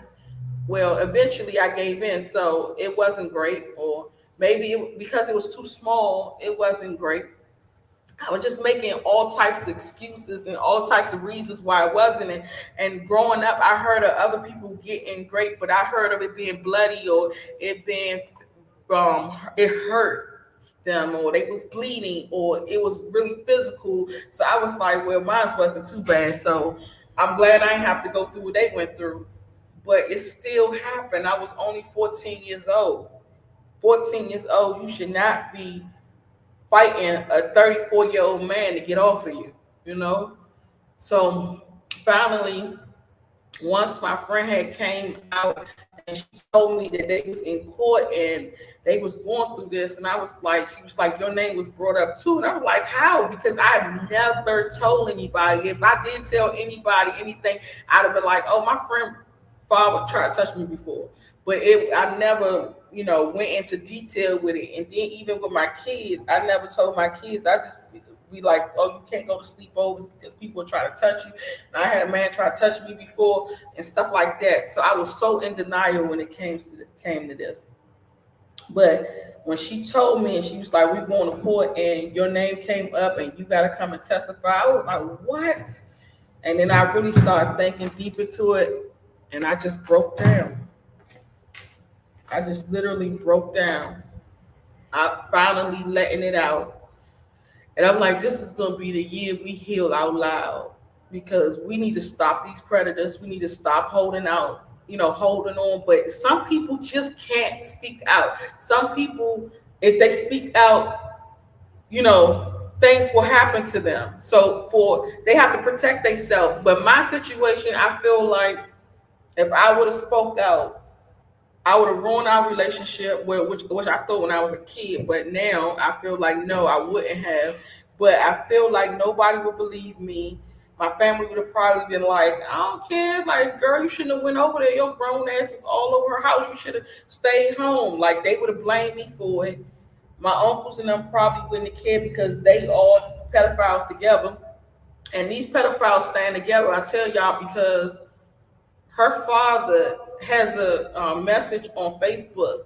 He said, y'all need to stop worrying about what R. Kelly did. If R. Kelly ain't get booked for that when it happened, then leave it the hell alone. R. Kelly and Bill Cosby, why y'all still worrying about that shit? That shit is old. So he's taking up for the pedophiles. Like this shit is cool. Like they have a whole group, a whole society together or something. Like what the hell? And then my uncles, they was pedophiles too. So I'm sure they probably have been like, who the fuck cares? Like, girl, ain't nobody tripping off of that. So I just felt like it was no need to even bring it out and tell nobody. Because I would have just been running my mouth. Nobody would have did anything about it. But how this, all came about is the little girl, his mother, okay, how did it go? His girlfriend had a daughter and he was doing it to her. And she ended up coming out and saying something about it to her therapist. And her therapist like, well, nah, we got to go tell somebody about this. Even though she's grown. Pedophile rings, exactly. Even though she's grown, she still said, man, we need to talk to somebody about this. And they ended up telling somebody about it. And now he in jail. So it all worked out. And the good thing is he ain't getting off. He don't have no bond. So he's sitting there waiting for sentencing until May the 7th. So we'll all go to sentencing May the 7th and get victory. Victory is won. Victory is won, y'all. Yes, we're going to get victory. Victory is mine. Okay? Y'all remember I used to be in church hard. Victory is mine. Victory today is mine. Hey! I used to be in church heavy. But yeah, so now I'm just waiting for the date for my case. I guess I'll let y'all know when that happened. and see if he gonna go ahead and get life, because we need that nigga in for life. But the other part is, like my friend said, that's her dad. So it's not like it's somebody on the street. She lost her dad basically. And what I really feel bad about is when people go to jail for pedophilia, and this is from ages 7 to 17. So he was messing with babies. When people go to jail for messing with babies and kids, y'all know what happened to them. We might not be worrying about him being in jail getting a life sentence. We might be worrying about him losing his life soon. And that's the sad part that I don't think that she is thinking about, or I don't know, you know, how it's hard. It's hard. Thank you so much. He going to wish he did take that plea. Yeah, that 15 years. And 15 years was good because I usually see people getting 50, easily. I used to see people getting life. I know a guy who did 2 girls and he got life. This nigga did 5. So now we got 5 more people that used to tell their part so he can get charged for theirs. That's 10 girls, 10 underage girls from ages 7 to 17. He got to see Adebisi's on Oz. Adebisi? I don't remember him. Adebisi on Oz. I remember Oz. I think you're talking about the black ball head dude. I think that's what you're talking about. Yeah, but it's crazy. It's crazy. So she might not be coming back, y'all. So I will let y'all know what they're going to do about a podcast, because all 5 of the girls trying to get together to tell their story on a podcast. So I will let y'all know how that works out, so that y'all will be able to come to the podcast and hear these other girls' stories, since we woke this shit up. And y'all know about the guy, Cleophas Canton. If y'all want to look up his case, Cleophas Canton, and I think it's in Prince George's County, Maryland. Or look it up over Facebook, because he all over Facebook, and you'll see, messages that he wrote to her about him being a pedophile or whatever. I think all that stuff is on there. People doing videos and stuff. But I'm going to don't go look for it. It's not cute. Let me tell. Oh, you said, you talking about for Adebisi? Because I was about to say, let me tell you something.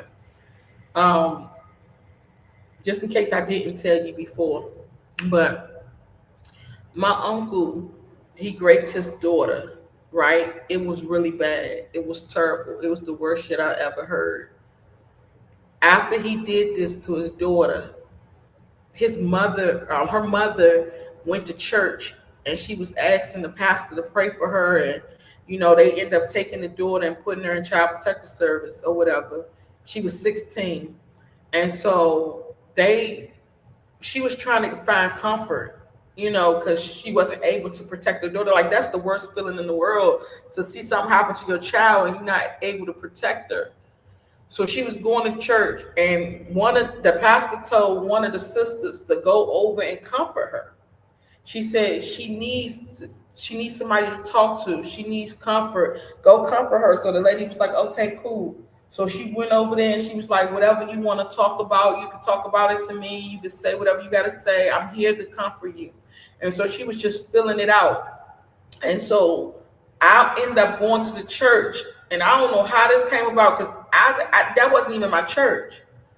So I walked into the church and I seen the lady, and she looked familiar to me. And then she was like, Visha, is that you? And I said, yeah. I said, well, who are you? She was like, oh, I had a baby by your uncle. And I was like, oh, okay, because my uncle, he was a womanizer. He had plenty of babies everywhere. And so this particular girl, I remember her coming over my house years ago when she was like 15, 14 years old. And she got pregnant by my uncle, and they had a beautiful little girl. So she moved to Louisiana. So I remember her face. So when she told me that, I was like, okay, I remember you. I said, where's the little girl? Because I want to see it. She said the little girl grew up. She's 16. But she said, I got something to tell you, honey. I don't know how you want to take it. She said, right now, your family is they going against me.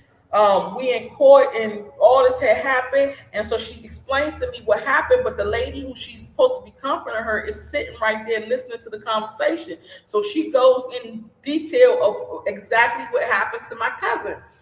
So as she telling me, the lady rubbing her back, she said, man, I'm so sorry to hear this. What is this monster's name? The same thing that y'all are asking me. What is this monster's name? So we can wake this shit up so we can tell everybody. So she told her what my uncle name was. The lady went to Facebook looking for my uncle. She found him and she inboxed him. And she said that I wanted to talk to you about what you did to your daughter or whatever. And I talked to her mother, and we go to the same church, and I was comforting her. And he said, oh, she's a liar.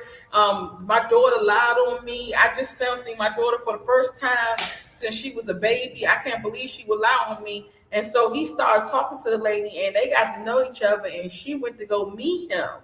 And they ended up hooking up. And they hooked up, and he asked the girl, can they get married? And the girl said yes. And the girl ended up marrying my uncle. The craziest part is the girl had a daughter the same exact age. She brought this monster in the house with her daughter. And now my uncle got two people to have intercourse with. So when he don't feel like having intercourse with his wife, he go in the room with her daughter. And so he's having intercourse with her daughter, end up getting her daughter pregnant. She found out. She said she don't care because that's her husband. She ain't going nowhere. This is the same exact case that happened here. The same exact thing. Some women bring these men into the house with their daughters. And that is the scariest part. And that part, like, I've been scared all my life like that. I'd be scared for my daughter being around her own father. So now, if I gotta bring a little girl, I gotta bring a nigga around my daughter to be with this nigga. I'll be watching all day, every day, side-eyeing him, making sure he don't touch my daughter. But you never can tell. You never know. You never know these niggas like little kids. You never know. You never freaking know what's on a man's mind. It ain't like it's written on his forehead. And this shit is so scary because who want to go through this?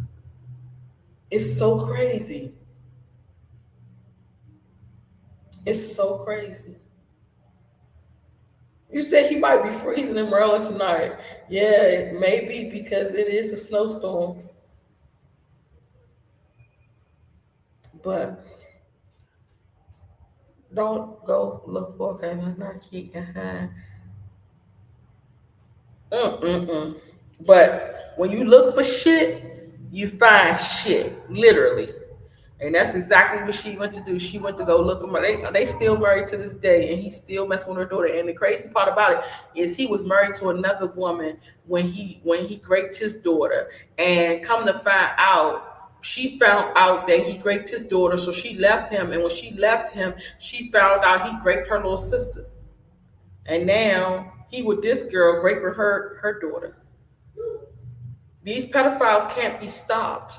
This is their life. This is who they are. Like, they mentally ill. Because I know my uncle been raping girls since before I could remember.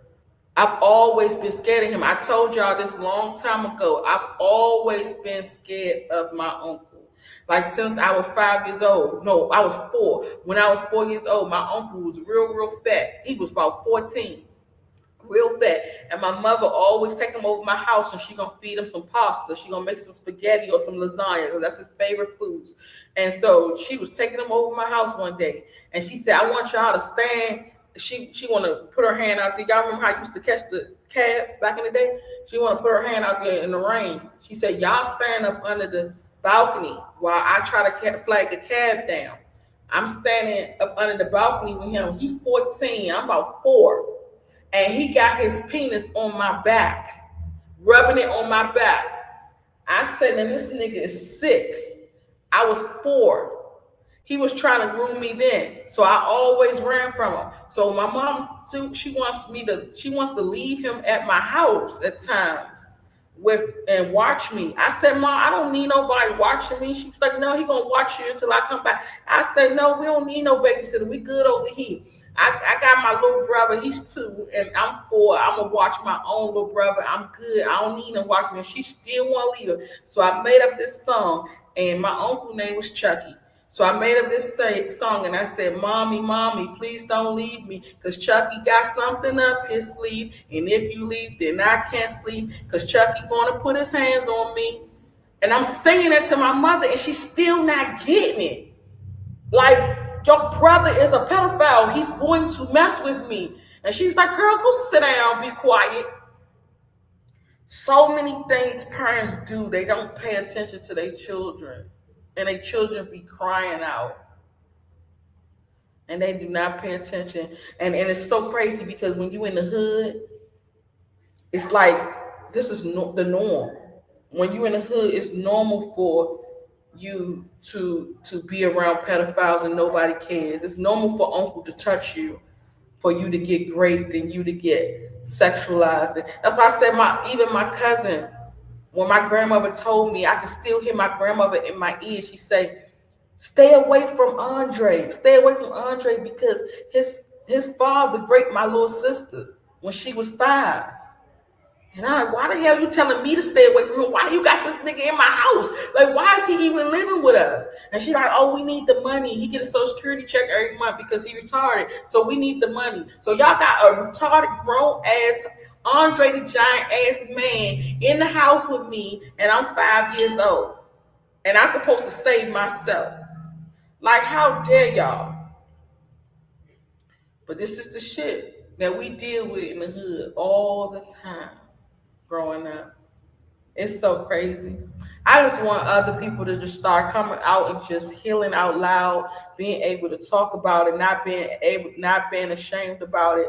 You know, it hurt me even today when I told the lady, I was talking to a lady on TikTok about Ghana, and she saw my video about me saying, Heaven, call me. No, I was asking if you needed. Call Heaven on your phone, on that other phone. See what she's saying. Now somebody is flagging me for hate speech, and I ain't hate nobody, and I ain't say nothing bad. See, that's why I don't like TikTok, because it's always something with them.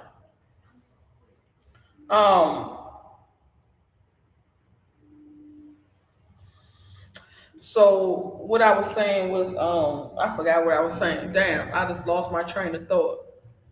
Woo.